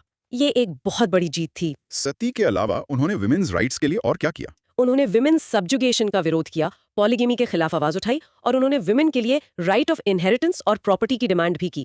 उस जमाने में ये सोचना भी माइंड ब्लोइंग था। एजुकेशन के फील्ड में उनका क्या कंट्रीब्यूशन था? एजुकेशन में भी वो पायनियर थे। उन्होंने डेविड हेयर के साथ मिलकर 1817 में हिंदू कॉलेज की स्थापना में हेल्प की अच्छा, हिंदू कॉलेज। और फिर 1825 में उन्होंने वेदांता कॉलेज खोला। इसकी खास बात ये थी कि इसमें इंडियन लर्निंग के साथ वेस्टर्न सोशल और फिजिकल साइंसेज भी पढ़ाई जाती थी। वो दोनों का बैलेंस चाहते थे। वो जर्नलिज्म में भी एक्टिव थे, राइट? Pioneer journalist. उन्होंने बंगाली, हिंदी, इंग्लिश, पर्शियन में जर्नल्स निकाले। उन्होंने इनका इस्तेमाल सोशल और पॉलिटिकल इश्यूज उठाने के लिए किया, जैसे बंगाली जमींदार्स के oppressive practices, east India company के ट्रेडिंग राइट्स और इंडियनाइजेशन ऑफ सुपीरियर सर्विसेज जैसे मुद्दे। उनका एक इंटरनेशनल विजन भी था। ये क्या था? हाँ, वो अकेले नहीं सोचते थे। उनका विजन यूनिवर्सल था। वो लिबर्टी, इक्वालिटी, जस्टिस के यूनिवर्सल कैरेक्टर को समझते थे। उन्होंने नेपल्स और स्पेनिश अमेरिका में हुए रेवोल्यूशंस को ओपनली सपोर्ट किया। वाओ, तो उनके काम का रियल वर्ल्ड इम्पैक्ट क्या हुआ? एक फाउंडेशन सेट किया उन्होंने। एग्जैक्टली जैसा कि एक हिस्टोरियन H.C. ज़कारियस ने कहा है, रॉय के काम ने आने वाले सभी रिफॉर्म मूवमेंट्स के लिए एक फाउंडेशन तैयार किया।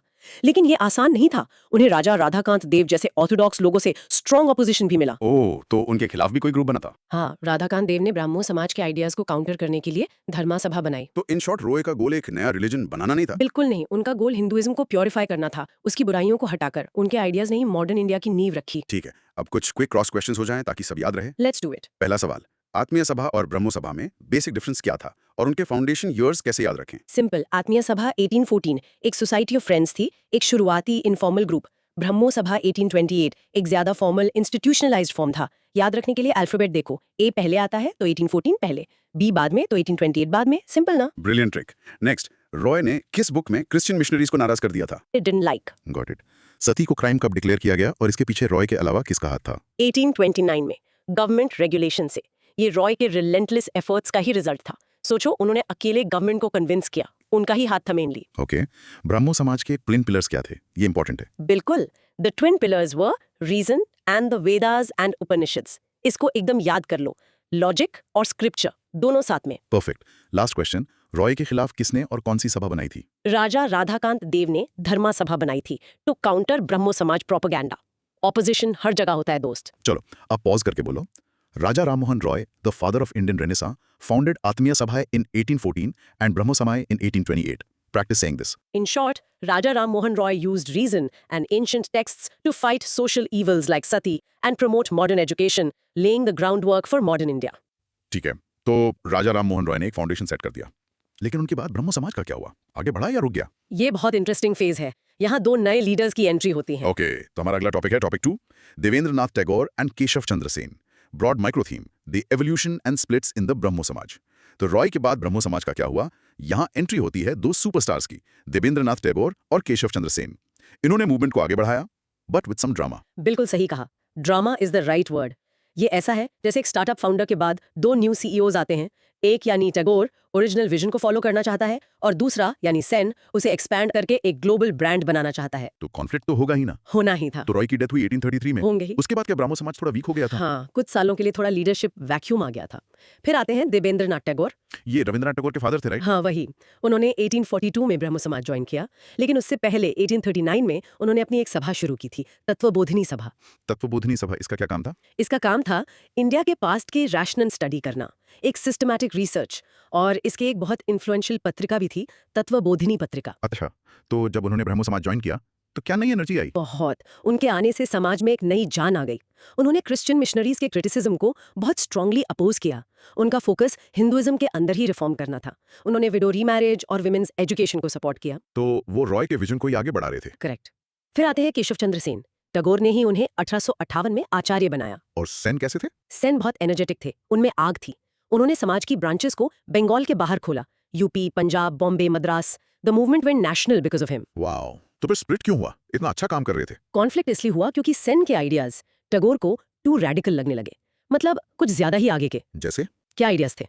फॉर एग्जाम्पल, सेन चाहते थे कि सभी रिलीजन्स की टीचिंग्स को समाज की मीटिंग्स में इंक्लूड किया जाए। उनका अप्रोच ज्यादा यूनिवर्सलिस्ट था। ओके, और वो कास्ट सिस्टम के खिलाफ बहुत स्ट्रांग व्यूज रखते थे, और इंटरकास्ट मैरिजेस को ओपनली सपोर्ट करते थे। उस टाइम के लिए ये बहुत बड़ी बात थी। तो टैगोर इसके लिए तैयार नहीं थे? में आचार्य की पोस्ट से हटा दिया गया, और 1866 में सेन और उनके फॉलोअर्स ने एक नया समाज बनाया। अच्छा, ये था फर्स्ट स्प्लिट। दोनों के नाम क्या थे? सेन और उनके फॉलोअर्स ने बनाया ब्रह्मो समाज ऑफ इंडिया, और टैगोर का जो ओरिजिनल समाज था वो आदि ब्रह्मो समाज कहलाया। याद रखना, आदि मतलब ओरिजिनल। ओके, सो आदि ब्रह्मो समाज टैगोर और ब्रह्मो समाज of India Sen. Got it. लेकिन कहानी यहाँ खत्म नहीं हुई, एक और स्प्लिट हुआ था। हाँ, ये और भी ज्यादा ड्रामेटिक था। इसका रीजन क्या था? सेन ने एक बहुत कंट्रोवर्शियल काम किया। उन्होंने अपनी 13 साल की बेटी की शादी कूच बिहार के माइनर महाराजा से कर दी। व्हाट? 13 साल की? वो तो खुद चाइल्ड मैरिज के खिलाफ थे। एग्जैक्टली, और शादी भी पूरे ऑर्थोडॉक्स हिंदू रिचुअल्स के साथ की। ये उनके अपने ही प्रिंसिपल्स के खिलाफ था, प्योर हिपोक्रेसी। इससे तो उनके फॉलोअर्स नाराज हो गए होंगे। बहुत ज्यादा। कुछ लोग तो उन्हें इनकारनेशन यानी अवतार भी मानने लगे थे। इससे उनके प्रोग्रेसिव फॉलोअर्स बहुत अनकंफर्टेबल हो गए। इसलिए 1878 में आनंदा मोहन बोस, शिवचंद्र देव और उमेश चंद्र दत्ता जैसे लोगों ने उनसे अलग होकर साधारण ब्रह्मो समाज बनाया। तो 3 ब्रह्मो समाज हो गए, आदि, ऑफ इंडिया और साधारण। हाँ, लेकिन इन स्प्लिट्स के बावजूद ब्रह्मो आइडियाज फैलते रहे। फॉर एग्जाम्पल, पंजाब में दयाल सिंह ट्रस्ट ने 1910 में लाहौर में दयाल सिंह कॉलेज खोला, जो इन्हीं आइडियाज पर बेस्ड था। तो in short, Brahmo Samaj evolve हुआ, but also fractured due to ideological differences. Correct, अलग अलग लीडर्स ने उसे अलग अलग दिशा दी। चलो, इस टॉपिक पर भी क्रॉस क्वेश्चनिंग करते हैं। रेडी? ऑलवेज। तत्वबोधिनी सभा किसने और कब शुरू की? देवेंद्रनाथ टैगोर ने 1839 में। This was before he join the Brahmo Samaj. सोचो, वो पहले से ही प्रिपरेशन कर रहे थे। स्प्लिट कब और क्यों हुआ? दोनों नए समाज के नाम क्या थे? 1866 में, क्योंकि केशव चंद्र सेन के आइडियाज जैसे इंटरकास्ट मैरिज देवेंद्रनाथ टैगोर को रेडिकल लगे। सेन का बना ब्रह्मो समाज ऑफ इंडिया, और टैगोर का ओरिजिनल वाला आदि ब्रह्मो समाज कहलाया। परफेक्ट। सेकंड स्प्लिट का इमीडिएट कॉज क्या था? सेन ने अपनी 13 साल की बेटी की शादी एक माइनर महाराजा से कर दी। ये हिपोक्रेसी थी और उनके फॉलोअर्स ने एक्सेप्ट नहीं किया। साधारण ब्रह्मो समाज के फाउंडर्स में से किसी एक का नाम बताओ। आनंद मोहन बोस, ये नाम याद रखना आसान है। सही है। और लास्ट, कौन सा कॉलेज पंजाब में ब्रह्मो आइडिया से इंस्पायर होकर खुला? दयाल सिंह कॉलेज लाहौर में इन 1910। ये दिखाता है कि मूवमेंट का इम्पैक्ट बंगाल के बाहर भी था। Okay, practice time. बोलो, द फर्स्ट स्प्लिट क्रिएटेड आदि ब्रह्मो समाज, टैगोर, एंड ब्रह्मो समाज of India, Sen, in 1866. Practicing this. In short, Tagore gave the Samaj stability, Sen gave it national reach, but their radical differences led to splits, creating Adi of India and Sadharan Brahmo Samaj. तो इतने सारे splits हो गए, इससे तो movement week हो गया होगा, या इनका एक्चुअल इंपैक्ट क्या था सोसाइटी पर, और क्या ये आइडिया सिर्फ बंगाल तक ही सीमित थे? बहुत अच्छा सवाल है। Let's unpack this. So next topic, topic 3, significance of the Brahmo Samaj and Prarthana Samaj. Broad micro theme, the impact of Brahmo ideas in Bengal and beyond. तो इतने सारे स्प्लिट्स के बाद इनका एक्चुअल इंपैक्ट क्या था, और क्या ये आइडिया सिर्फ बंगाल तक ही सीमित थे? Let's unpack this. अब हम प्रार्थना समाज की भी बात करेंगे। राइट, तो पहले ब्रह्मो समाज के सिग्निफिकेंस की बात करते हैं। उनका सबसे बड़ा इम्पैक्ट सोशल रिफॉर्म्स में था। उन्होंने डॉगमास और सुपरस्टिशंस पर डायरेक्टली अटैक किया। जैसे उन्होंने sati, purdah system, child marriage, polygamy को स्ट्रांगली कंडेम किया और widow remarriage and women's education को सपोर्ट किया। एक प्रोग्रेसिव सोशल एजेंडा सेट किया उन्होंने। और कास्टिज्म पर उनका क्या स्टैंड था? उन्होंने कास्टिज्म और अनटचेबिलिटी पर भी अटैक किया, लेकिन इसमें उन्हें सक्सेस बहुत लिमिटेड मिली। कास्ट सिस्टम बहुत डीप रूटेड था। और इसकी लिमिटेशंस क्या थी? इसका इन्फ्लुएंस कहाँ तक था? यही इसका सबसे बड़ा ड्रॉबैक था। इसका इन्फ्लुएंस मेनली कैलकाटा और बंगाल के एजुकेटेड अर्बन लोगों तक ही रहा। It did not have a lasting deep impact on the masses. गांव-गांव तक नहीं पहुंचा। ओके, तो बंगाल के बाहर इसका इन्फ्लुएंस कैसे पहुंचा? यहाँ प्रार्थना समाज का रोल आता है। एग्जैक्टली। बॉम्बे में केशव चंद्र सेन के इन्फ्लुएंस से प्रार्थना समाज की स्थापना हुई। ओके, सो प्रार्थना समाज बॉम्बे कब फाउंड हुआ था? 1867 में। इसके फाउंडर थे आत्माराम पांडुरंग, जिनको सेन ने ही हेल्प की थी। ये एक तरह से ब्रह्मो आइडियाज का महाराष्ट्र वर्जन था। और इसके इंपॉर्टेंट लीडर्स कौन थे? इसके सबसे इंपॉर्टेंट लीडर्स थे महादेव गोविंद रनाडे यानी एमजी रनाडे, आरजे भंडारकर और एनजी चंदावरकर। रनाडे ने 1870 में ज्वाइन किया और इसे एक ऑल इंडिया कैरेक्टर दिया। तो प्रार्थना समाज और ब्रह्मो समाज में क्या कोई डिफरेंस था, या ये कॉपी पेस्ट था? नहीं, बहुत इंपॉर्टेंट डिफरेंस था। प्रार्थना समाज रिलीजन से ज्यादा सोशल रिफॉर्म्स पर फोकस था। उनका कहना था कि पहले सोसाइटी को सुधारो। अच्छा, और उनका मेथड कैसा था? उनका तरीका कॉन्फ्रंटेशन का नहीं, बल्कि एजुकेशन और परसुएशन का था। वो धीरे धीरे चेंज लाने में बिलीव करते थे, और वो महाराष्ट्र के भक्ति कल्ट से बहुत ज्यादा अटैच थे। उन्होंने अपनी रूट्स नहीं छोड़ी। इंटरेस्टिंग। तो उनका सोशल एजेंडा क्या था? उनका 4 पॉइंट सोशल एजेंडा था। पहला, डिसअप्रूवल ऑफ कास्ट सिस्टम। दूसरा, वुमेन्स एजुकेशन। तीसरा, विडो रीमैरिज। और चौथा, raising the age of marriage for both males and females. बहुत क्लियर एजेंडा है। उन्होंने इसके लिए कोई प्रैक्टिकल काम किया? हाँ बिल्कुल। एमजी रानाडे ने धोंडो केशव कर्वे के साथ मिलकर विडो रीमैरिज मूवमेंट और विडोज होम एसोसिएशन शुरू किया। ये सिर्फ बोल नहीं रहे थे, काम कर रहे थे। इन होम्स में विडोज को एजुकेशन और वोकेशनल ट्रेनिंग दी जाती थी ताकि वो सेल्फ डिपेंडेंट बन सकें। This is great, practical social work. तो अब क्रॉस क्वेश्चंस। प्रार्थना समाज कहाँ और कब फाउंड हुआ? बॉम्बे 1867। याद रखना, ये ब्रह्मो समाज ऑफ इंडिया बनने के 1 साल बाद हुआ। सेन का इन्फ्लुएंस साफ दिखता है। प्रार्थना समाज के सबसे इन्फ्लुएंशियल लीडर कौन थे? एमजी रानाडे। उनके एफर्ट से ही इसे ऑल इंडिया कैरेक्टर मिला। He was the main architect. Okay, Brahmo Samaj और प्रार्थना समाज के अप्रोच में एक मेजर डिफरेंस क्या था? प्रार्थना समाज रिलीजन से ज्यादा सोशल रिफॉर्म्स पर फोकस्ड था, और उनका मेथड कॉन्फ्रंटेशन का नहीं, पर्सुएजन का था। थोड़ा सॉफ्ट अप्रोच था उनका। ठीक है, उनका 4 पॉइंट सोशल एजेंडा क्या था? कास्ट सिस्टम को disapproval, women's education, window remarriage और मैरिज एज बढ़ाना। ये 4 पिलर्स थे उनके सोशल रिफॉर्म के। और विडोज होम एसोसिएशन किसने शुरू किया? रानाडे और कर्वे ने मिलकर। This was practical social work, not just preaching. ये उनके काम का सबसे कॉन्क्रीट एग्जांपल है। Okay, let's practice. Pratna Samaj was founded in Bombay in 1867 by Atmaram Pandurang with M.G. Ranade as its key leader. Practice saying this. In short, while the Brahma Samaj's direct impact was limited to Bengal, its ideas inspired the Prarthana Samaj in Maharashtra, which focused heavily on social reform through persuasion. Bengal में रॉय और ब्रह्मो समाज के अलावा भी तो कुछ हो रहा था, कुछ रेडिकल थिंकर्स भी थे। हाँ बिल्कुल। एक तरफ आग थी और दूसरी तरफ शांत, डिटर्मिन्ड काम। दोनों ही जरूरी थे। तो आते हैं अपने नेक्स्ट टॉपिक पर। Topic 4, young Bengal movement and Ishwar Chandra Vidyasagar.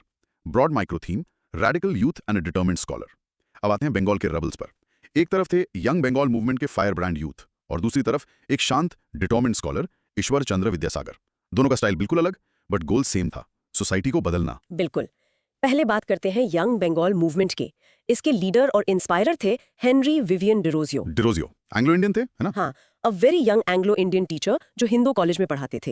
He lived from 1809 to 1831। बहुत कम उम्र में उनकी डेथ हो गई। उनकी आइडियोलॉजी क्या थी?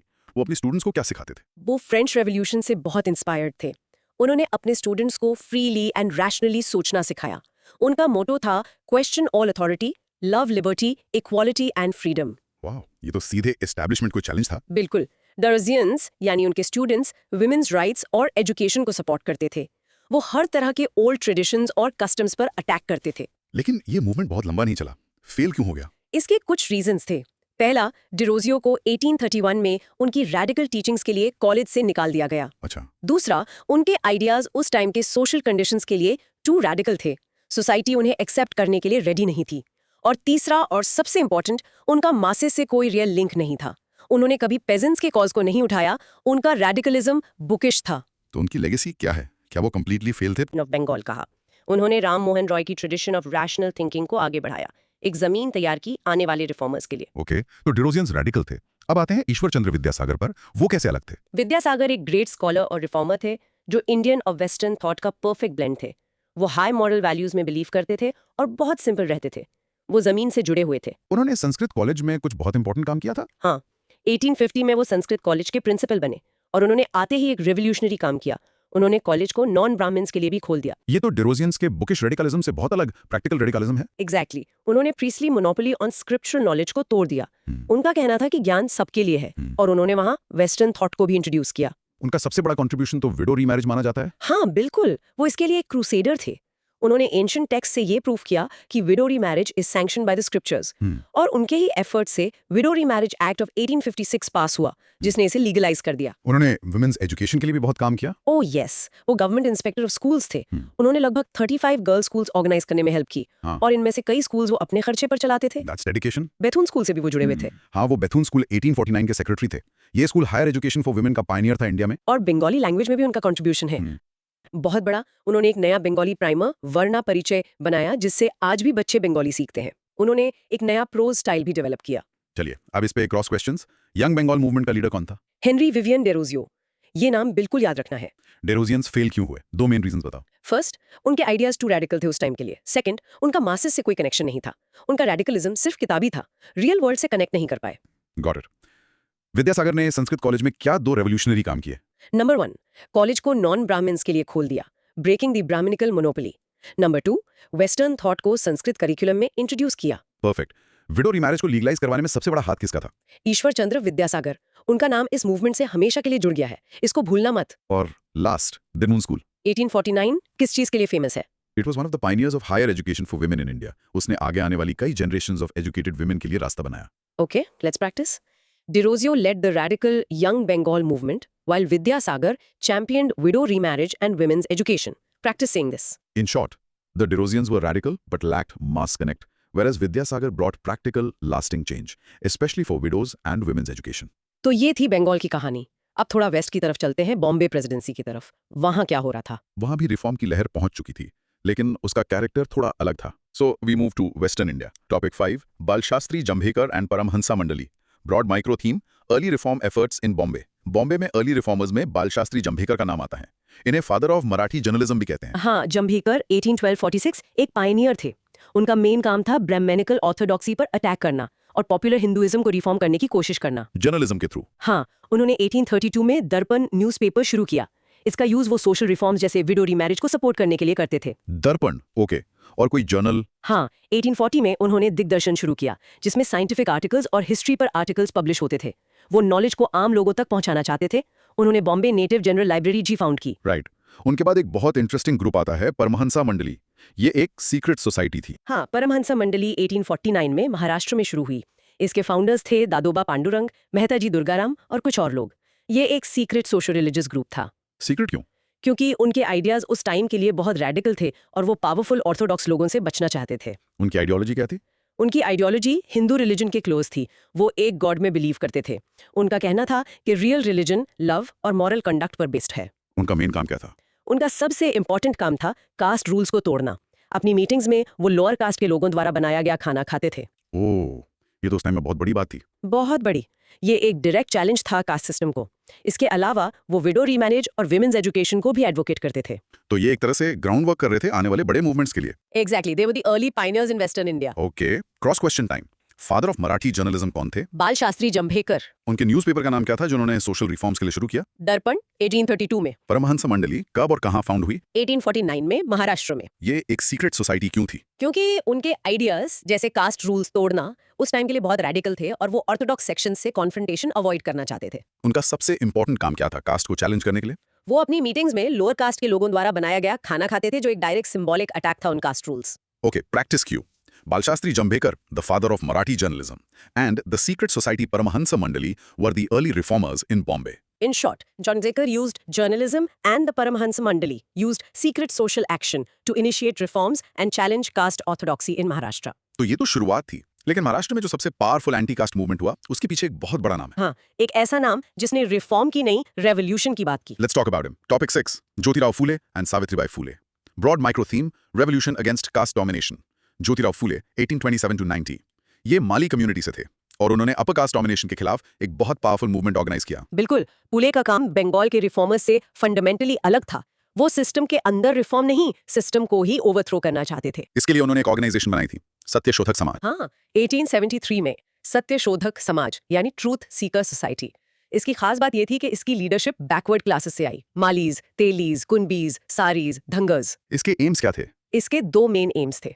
पहला सोशल सर्विस और दूसरा एजुकेशन फैलाना, specially among women and lower caste people. Phule की कोर आइडियोलॉजी क्या थी? Complete abolition of the caste system and socio economic equality. उनका मानना था कि ब्राह्मण्यवाद ने शूद्रों और अतिशूद्रों को सदियों से गुलाम बनाकर रखा है।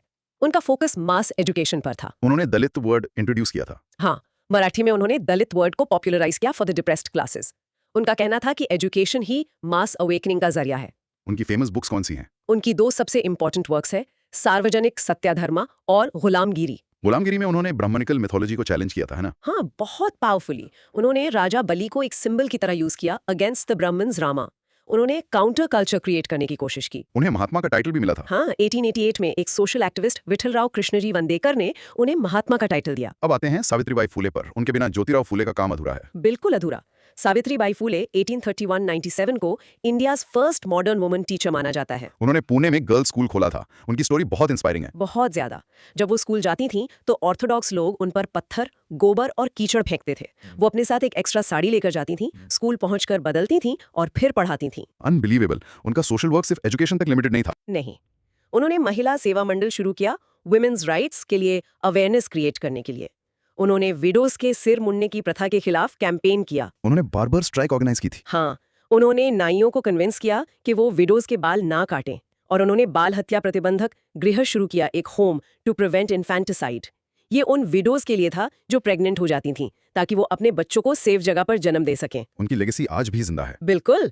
2014 में पुणे यूनिवर्सिटी का नाम बदलकर सावित्रीबाई फूले पुणे यूनिवर्सिटी रखा गया। ग्रेट। चलो क्रॉस क्वेश्चंस। सत्यशोधक समाज किसने और कब फाउंड किया? ज्योतिबा फूले ने 1873 में। फूले की आइडियोलॉजी का कोर पॉइंट क्या था? रिफॉर्म या revolution? Revolution, complete abolition of the caste system, not reform from with in. उनकी दो फेमस बुक्स के नाम बताओ। गुलामगिरी और सार्वजनिक सत्याधर्म। इंडिया की फर्स्ट मॉडर्न वुमन टीचर कौन मानी जाती हैं? सावित्रीबाई फूले। सावित्रीबाई फूले ने विडोज के लिए क्या दो इंपॉर्टेंट काम किए? उन्होंने विडोज के सर मुड़ने के खिलाफ बार्बर स्ट्राइक ऑर्गेनाइज की और उन्होंने बाल हत्या प्रतिबंधक गृह शुरू किया to prevent infanticide. Okay, practice cue. Jyotiba and Savitribai Phule started a revolution against caste domination through their Satyashodhak Samaj and focus on mass education. Practice this. In short, the Phules were revolutionaries who aimed to completely abolish the caste system through education and by creating a counterculture for the oppressed masses. फूले ने तो एक जमीन तैयार कर दी। उनके काम को आगे बढ़ाने वाले भी कुछ इंपॉर्टेंट लीडर्स हुए होंगे, राइट? हाँ, फूले के बाद दलित मूवमेंट के कई पायनियर्स आए जिन्होंने उनकी लेगेसी को आगे बढ़ाया। तो आते हैं उन पर। Topic 7: Gopal Baba Walangkar, Kisan Faguji Bansode, Vithal Ramji Shinde. Broad micro theme: pioneers of the Dalit movement. पहला नाम है गोपाल बाबा वालंकर। डॉक्टर अंबेडकर उन्हें दलित मूवमेंट का पायनियर मानते थे। हाँ, गोपाल बाबा वालंकर 1840 से 1900 महार फैमिली से थे और उन्होंने आर्मी में भी सर्व किया था। वो फूले के काम से बहुत इंस्पायर्ड थे। उनकी आइडियोलॉजी क्या थी? उन्होंने फूले की आर्यन इन्वेजन थ्योरी को सब्सक्राइब किया, जिसमें यह माना जाता था कि अपर कास्ट्स आर्यंस के डिसेंडेंट्स हैं जिन्होंने इंडिजिनस लोगों को गुलाम बनाया। उनका मेन कंट्रीब्यूशन क्या था? 1888 में उन्होंने अनार्य दोष परिहार मंडली society for the removal of wrongs of the non Aryans found की। उन्होंने एक मंथली जर्नल वाइटल विध्वंसक डिस्ट्रॉयर ऑफ सेरेमोनियल पोल्यूशन भी पब्लिश किया। उन्होंने एक पैम्फलेट भी लिखा था। हाँ, विट्ठल विध्वंसन, जो ब्राह्मणिकल ऑर्थोडॉक्सी पर एक डायरेक्ट अटैक था। He is considered the first intellectual rebel from the Dalit community. Next है किसान फागुजी बांसोड़। किसान फागुजी बंसोड़ 1879-1946 भी महार फैमिली से थे। वो एक एजुकेटर और एक्टिविस्ट थे। उनका कंट्रीब्यूशन एजुकेशन में था। हाँ, उन्होंने नागपुर में एक चोखा मेला गर्ल्स स्कूल एस्टैब्लिश किया। उन्होंने कई जर्नल्स भी पब्लिश किए, जैसे निराश्रित हिंद, नागरिक, और वो विट्ठल विध्वंसक से भी जुड़े थे। ओके, और तीसरा इंपॉर्टेंट नाम है विठल रामजी शिंदे। विट्ठल रामजी शिंदे 1873-1944 प्रार्थना समाज के मेंबर थे, लेकिन उन्होंने अनटचेबिलिटी को हटाने के लिए डेडिकेटेड काम किया। उन्होंने एक बहुत इंपॉर्टेंट मिशन शुरू किया था। हाँ, 1906 में उन्होंने बॉम्बे में डिप्रेस्ड क्लासेस मिशन एस्टैब्लिश किया। इसका काम क्या था? डिप्रेस्ड क्लासेस के लिए एजुकेशन फैसिलिटीज प्रोवाइड करना और उनके लिए जॉब अपॉर्चुनिटीज क्रिएट करना। उन्होंने कोई बुक भी लिखी थी। हाँ, उनकी बुक का नाम है भारतीय अस्पृश्यते चा प्रश्न, the question of Indian untouchability. तो ये सभी लोग फूले की लेगेसी को अलग अलग तरीके से आगे बढ़ा रहे थे। बिल्कुल, वालंकर ने इंटेलेक्चुअल रिवोल्ट किया, बंसोद ने एजुकेशन पर फोकस किया और शिंदे ने एक नेशनल लेवल ऑर्गेनाइजेशन बनाई। चलो, क्रॉस क्वेश्चंस। अंबेडकर किसको दलित मूवमेंट का पायनियर मानते थे? गोपाल बाबा वालंगर को। वालंकर के जर्नल का नाम क्या था? विठल विध्वंसक। Destroyer of ceremonial pollution. किसान फगूजी बंसोद ने नागपुर में कौन सा स्कूल शुरू किया? Chokha Mela girls school. Depressed classes mission किसने और कब शुरू किया? विठल रामजी शिंदे ने 1906 में बॉम्बे में। शिंदे की बुक का टाइटल क्या था? भारतीय अस्पृश्यतेचा प्रश्न। Okay, let's practice. Walankar, Bansod, and Shinde were pioneers who carried forward Phule's legacy by focusing on intellectual revolt, education, and institutional work for the Dalits. Practice saying. In short, these three pioneers laid the groundwork for the 20th century Dalit movement, building on Phule's revolutionary ideas through their own unique contributions. तो ये तो थे radical voices. Western India में कुछ moderate reformers भी थे, जैसे हमने प्रार्थना समाज की बात की। हाँ, वहाँ एक स्ट्रॉन्ग ट्रेडिशन थी ग्रेजुअल रिफॉर्म की भी। उन्हीं में से कुछ और इंपॉर्टेंट फिगर्स को भी डिस्कस करना जरूरी है। Okay, let's talk about them. For example, Gopalhari Deshmukh, Lokhitwadi. उन्होंने रैशनल प्रिंसिपल्स और मॉडर्न एजुकेशन की बात की। फिर थे गोपाल गणेश आगरकर, जो रीजन को सुप्रीम मानते थे। Okay, और इसके बाद आती हैं कुछ सोसाइटीज, जैसे the servants of India society. हाँ, 1905 में गोपाल कृष्ण गोखले ने फाउंड की। इसका एम था नेशनल मिशनरीज ट्रेन करना for the service of India. और social service league. Narayan Malhar Joshi ने, इसका फोकस था कॉमन लोगों के लिविंग एंड वर्किंग कंडीशंस को बेहतर बनाना। तो ये सभी लोग मिलकर एक रिफॉर्म का माहौल बना रहे थे। तो हमने बंगाल कवर किया, वेस्टर्न इंडिया कवर किया। अब कुछ ऐसे मूवमेंट्स की बात करते हैं जिनका इम्पैक्ट ऑल इंडिया लेवल पर था। हाँ, जो किसी एक रीजन तक सीमित नहीं रहे, और इसमें दो नाम सबसे बड़े हैं। Let's jump into it. Topic 8. The Ramakrishna Movement and Swami Vivekanand. Broad micro theme. Practical Vedanta and service to humanity. सबसे पहले रामकृष्ण परमहंसा 1836-86 वो दक्षिणेश्वर में काली टेम्पल के प्रीस्ट थे। उनकी टीचिंग्स बहुत सिंपल और प्रोफाउंड थी। हाँ, उन्होंने कोई बुक नहीं लिखी। उनकी टीचिंग्स उनके कॉन्वर्सेशंस का कलेक्शन है। उनका कोर बिलीफ था या तो मत ततो पथ, यानी as many faiths so many paths. मतलब सभी रिलीजन्स की फंडामेंटल वननेस में बिलीव करते थे। बिल्कुल। और उनका दूसरा और शायद सबसे इंपॉर्टेंट मैसेज था जीवा इज सेवा, service of man is the service of God. इंसान की सेवा ही भगवान की सेवा है। एग्जैक्टली। उन्होंने कहा कि भगवान को ढूंढने के लिए मंदिरों या गुफाओं में जाने की जरूरत नहीं है, वो हर इंसान में है, स्पेशली गरीब और पीड़ित लोगों में। और उनके इस मैसेज को पूरी दुनिया में फैलाया उनके शिष्य स्वामी विवेकानंद ने। स्वामी विवेकानंद 1862-1902, जिनका असली नाम नरेंद्रनाथ दत्ता था। He was a preacher of new Hinduism. उन्होंने रामकृष्ण के सिंपल मैसेज को एक मॉडर्न इंटेलेक्चुअल फ्रेमवर्क दिया। उनका सबसे फेमस मोमेंट तो 1893 का शिकागो पार्लियामेंट ऑफ रिलीजन्स है, कि पूरी दुनिया इंडिया की तरफ देखने लगी। उन्होंने कहा कि दुनिया को इंडिया से स्पिरिचुअलिटी सीखनी चाहिए और इंडिया को वेस्ट से मटीरियलिज्म और साइंस दोनों के ब्लेंड की बात की, एक बैलेंस की बात की। हाँ, और अपने गुरु के मैसेज को आगे बढ़ाने के लिए उन्होंने 1889 में रामकृष्ण मिशन की स्थापना की। इसका मेन एम क्या था? इसका एम सिर्फ स्पिरिचुअल टीचिंग्स देना नहीं था। इसका मेन काम था ह्यूमैनिटेरियन रिलीफ और social work, school, hospital, orphanages खोलना। इसका कोर डॉक्ट्रिन था डॉक्ट्रिन ऑफ सर्विस, प्रैक्टिकल काम करना। विवेकानंद का इंडियन यूथ के लिए क्या मैसेज था? उनका मैसेज था कि सेक्युलर और स्पिरिचुअल दोनों नॉलेज जरूरी है। उन्होंने टच मी नॉट एटीट्यूड और हमारी किचन रिलीजन को क्रिटिसाइज किया। उन्होंने कहा कि अपने ही लोगों से नफरत करके तुम देश को कैसे आगे बढ़ाओगे। उन्होंने हिंदू मुस्लिम यूनिटी की भी बात की थी। हाँ, उन्होंने कहा था for our own motherland a junction of the two great systems, Hinduism and Islam is the only hope. Subhash Chandra Bose ने उन्हें spiritual father of the modern nationalist movement कहा। बिल्कुल सही। उन्होंने इंडियंस में सेल्फ रिस्पेक्ट और सेल्फ कॉन्फिडेंस की भावना जागृत की। चलो, क्रॉस क्वेश्चंस। रामकृष्ण का कोर मैसेज क्या था? दो थे, as many faiths so many paths और service of man is the service of God. Vivekananda ने शिकागो में कब स्पीच दी? 1893। ये साल बहुत इंपॉर्टेंट है। रामकृष्ण मिशन कब एस्टैब्लिश हुआ और इसका मेन डॉक्ट्रिन क्या है? 1897 में, और इसका मेन डॉक्ट्रिन है डॉक्ट्रिन ऑफ सर्विस। इंसानों की सेवा। विवेकानंद ने किस चीज को क्रिटिसाइज किया था इंडियन सोसाइटी में? उन्होंने टच मी नॉटिज्म और हमारे रिलीजन के सिर्फ किचन तक सीमित रहने को क्रिटिसाइज किया। सुभाष चंद्र बोस ने उन्हें क्या कहा था? Spiritual father of the modern nationalist movement. Let's practice in Vishesh. Vivekanand spread Ramakrishna's message of service to man is service to God through the Ramakrishna Mission founded in 1897. Practicing? In short, the Ramakrishna movement, led by Vivekanand, focused on practical Vedanta, promoting service to humanity as the highest form of worship and instilling national pride. तो विवेकानंद एक तरफ थे जो एक inclusive और spiritual Bharat की बात कर रहे थे, दूसरी तरफ एक और पावरफुल ऑल इंडिया मूवमेंट था जिसका अप्रोच थोड़ा अलग था। हाँ, revivalist approach, back to the roots. Right. Let's talk about them. Topic 9, Dayanand Saraswati and Arya Samaj. Broad micro theme, revivalism and back to the Vedas. Swami Dayanand Saraswati 1824-83, उनका असली नाम मूलशंकर था। उन्होंने फर्स्ट आर्य समाज यूनिट बॉम्बे में 1875 में सेटअप की, लेकिन इसका HQ बाद में लाहौर शिफ्ट हो गया। करेक्ट। और उनकी आइडियोलॉजी एक स्लोगन में कैप्चर हो जाती है, बैक टू द वेदास। इसका क्या मतलब था? उनका मानना था कि वेद्स ही इंडियाज रॉक ऑफ एजेस है, वो इनफैलिबल है, उनमें सारा ज्ञान है। लेकिन ये समझना जरूरी है कि ये रिवाइवल ऑफ वैदिक टाइम्स नहीं था, बल्कि वैदिक लर्निंग का रिवाइवल था। अच्छा, तो वो मॉडर्न साइंस के अगेंस्ट नहीं थे? नहीं, वो कहते थे कि हर मॉडर्न साइंटिफिक डिस्कवरी वेदास में पहले से ही मौजूद है। उनके कोर बिलीफ्स क्या थे? उन्होंने हिंदू ऑर्थोडॉक्सी, कास्ट रिजिडिटीज, आइडोलिट्री, पॉलीथीज्म, पुराना सब पर अटैक किया। उनका कहना था कि ये सब बाद की करप्शंस है। और कास्ट सिस्टम पर उनका क्या व्यू था? वो चतुर्वर्णा सिस्टम में बिलीव करते थे, लेकिन on the basis of occupation, not birth. जन्म से कोई ब्राह्मण या शूद्र नहीं होता। उनकी बुक का नाम क्या है? Satyarth Prakash, the true exposition. अब आर्य समाज के काम के बारे में बात करते हैं, सोशल रिफॉर्म्स। हाँ, उन्होंने मिनिमम मैरिजेबल एज फिक्स की, लड़कों के लिए 25 और लड़कियों के लिए 16। इंटरकास्ट मैरिज और विडो रीमैरिज को सपोर्ट किया। आर्य समाज में स्प्लिट भी हुआ था, राइट? हाँ, 1893 में दयानंद की डेथ के बाद 2 ग्रुप्स बन गए। एक थी कॉलेज पार्टी, जिसमें लाला हंसराज और लाला लाजपत राय जैसे लोग थे जो इंग्लिश एजुकेशन के फेवर में थे। और दूसरी थी महात्मा पार्टी, जिसमें स्वामी श्रद्धानंद जैसे लोग थे जो ट्रेडिशनल संस्कृत और वैदिक फिलॉसफी पर फोकस करना चाहते थे। इन दोनों ग्रुप्स ने अपने अपने एजुकेशनल इंस्टीट्यूशंस खोले। हाँ, कॉलेज पार्टी ने 1886 में लाहौर में DAV कॉलेज खोला और महात्मा पार्टी ने 1902 में हरिद्वार में गुरुकुल कांगरी इस्टेब्लिश किया। उनका एक कंट्रोवर्शियल मूवमेंट था, शुद्धि मूवमेंट। हाँ, शुद्धि मूवमेंट उन लोगों को हिंदू फोल्ड में वापस लाने के लिए शुरू किया गया था जिन्होंने इस्लाम या क्रिश्चियनिटी अडॉप्ट कर लिया था। इसका इम्पैक्ट क्या हुआ? इससे हिंदू सेल्फ कॉन्फिडेंस तो बढ़ा, लेकिन इसने कम्युनलाइजेशन को भी बढ़ावा दिया। इससे कम्युनिटीज के बीच टेंशन बढ़ी। चलिए, क्रॉस क्वेश्चंस। दयानंदा का स्लोगन क्या था? Back to the Vedas. उनकी बुक का नाम क्या है? सत्यार्थ प्रकाश। आर्य समाज में स्प्लिट के बाद 2 ग्रुप्स कौन से बने? कॉलेज पार्टी जो इंग्लिश एजुकेशन चाहती थी और महात्मा पार्टी जो ट्रेडिशनल वैदिक एजुकेशन चाहती थी। DAV कॉलेज किसने शुरू किया और गुरुकुल कांगरी किसने? DAV कॉलेज पार्टी लाला हंसराज ने शुरू किया और गुरुकुल कांगरी महात्मा पार्टी स्वामी श्रद्धानंद ने। शुद्धि मूवमेंट का एम क्या था और इसका नेगेटिव इम्पैक्ट क्या हुआ? एम था कन्वर्ट्स को हिंदुइज्म में वापस लाना। नेगेटिव इम्पैक्ट ये था कि इससे कम्युनल टेंशंस बढ़ी। Let's practice. Dayananda's Arya Samaj with the slogan Back to the Vedas was a revivalist movement that also led to the controversial Shuddhi movement. Practicing. In short, the Arya Samaj was a reformist movement with a revivalist character aiming to reshape society based on Vedic principles which had both positive and negative consequences. इन 2 बड़े movements के अलावा भी कुछ और all India level के efforts थे, जैसे theosophical movement.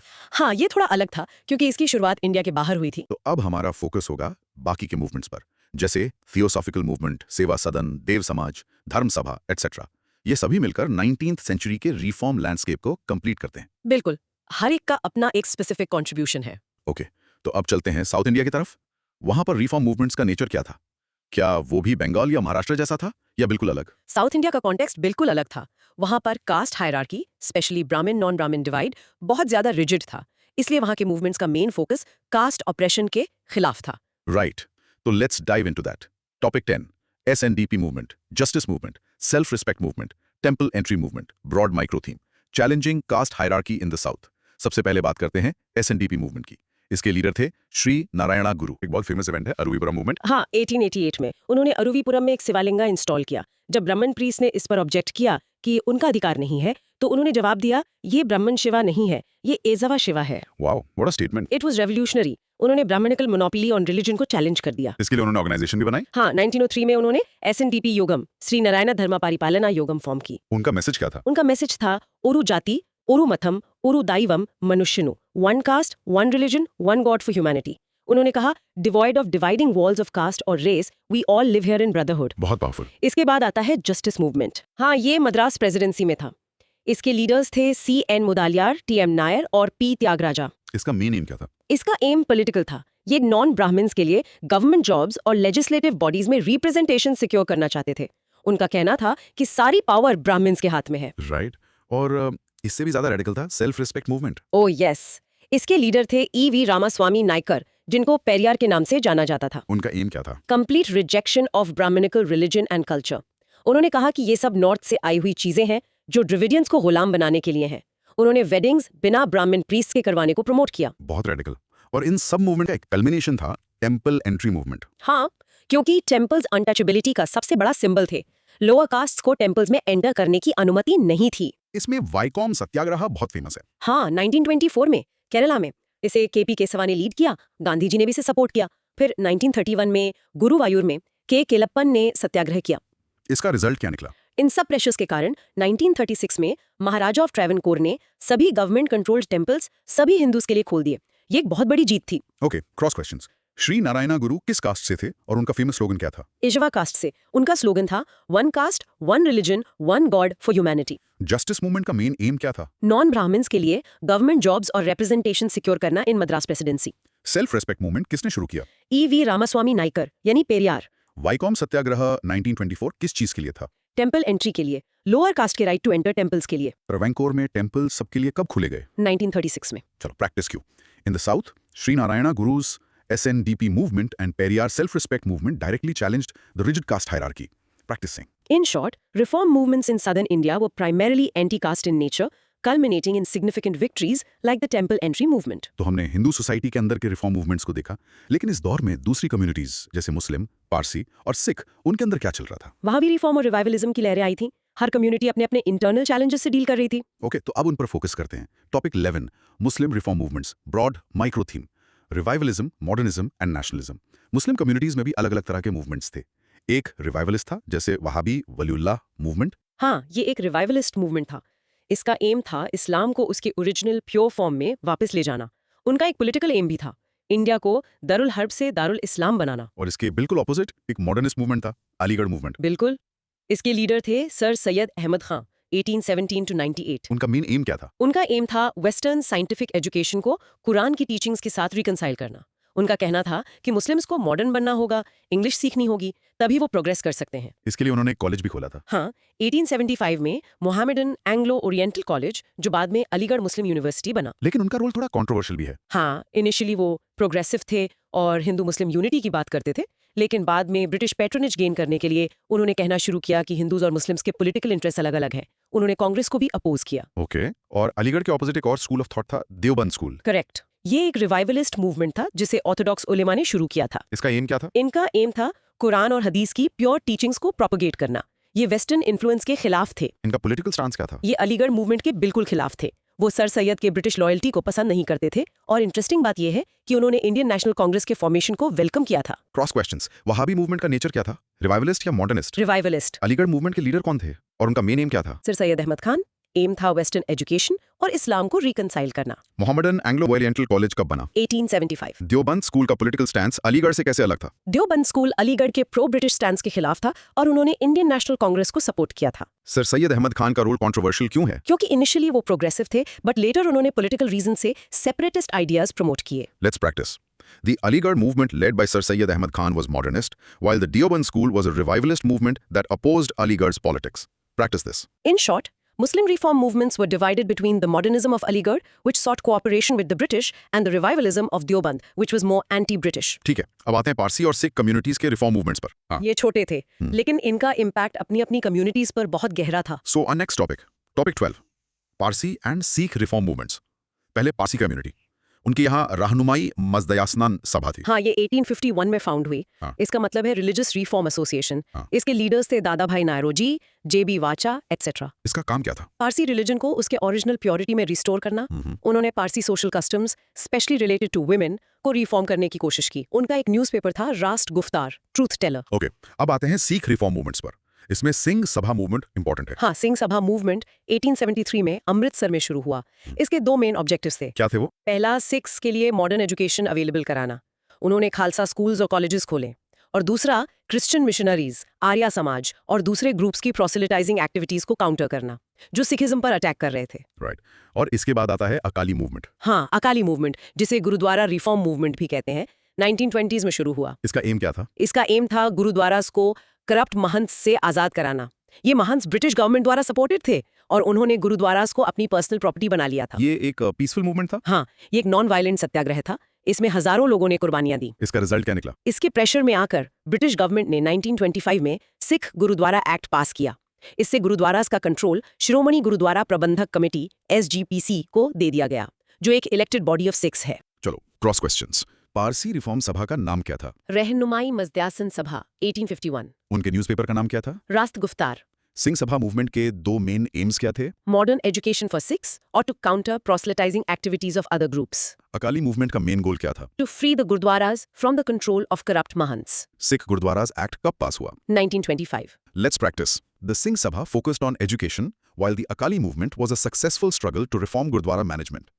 Practice saying. In short, Parsi and Sikh reform movements aimed to modernize their communities and protect their religious identity, with the Akali movement being a major, successful struggle for control over religious institutions. Wow, हमने एक पूरी सदी का सफर तय कर लिया है, बंगाल से शुरू होकर महाराष्ट्र, साउथ इंडिया और फिर ऑल इंडिया लेवल के मूवमेंट्स तक।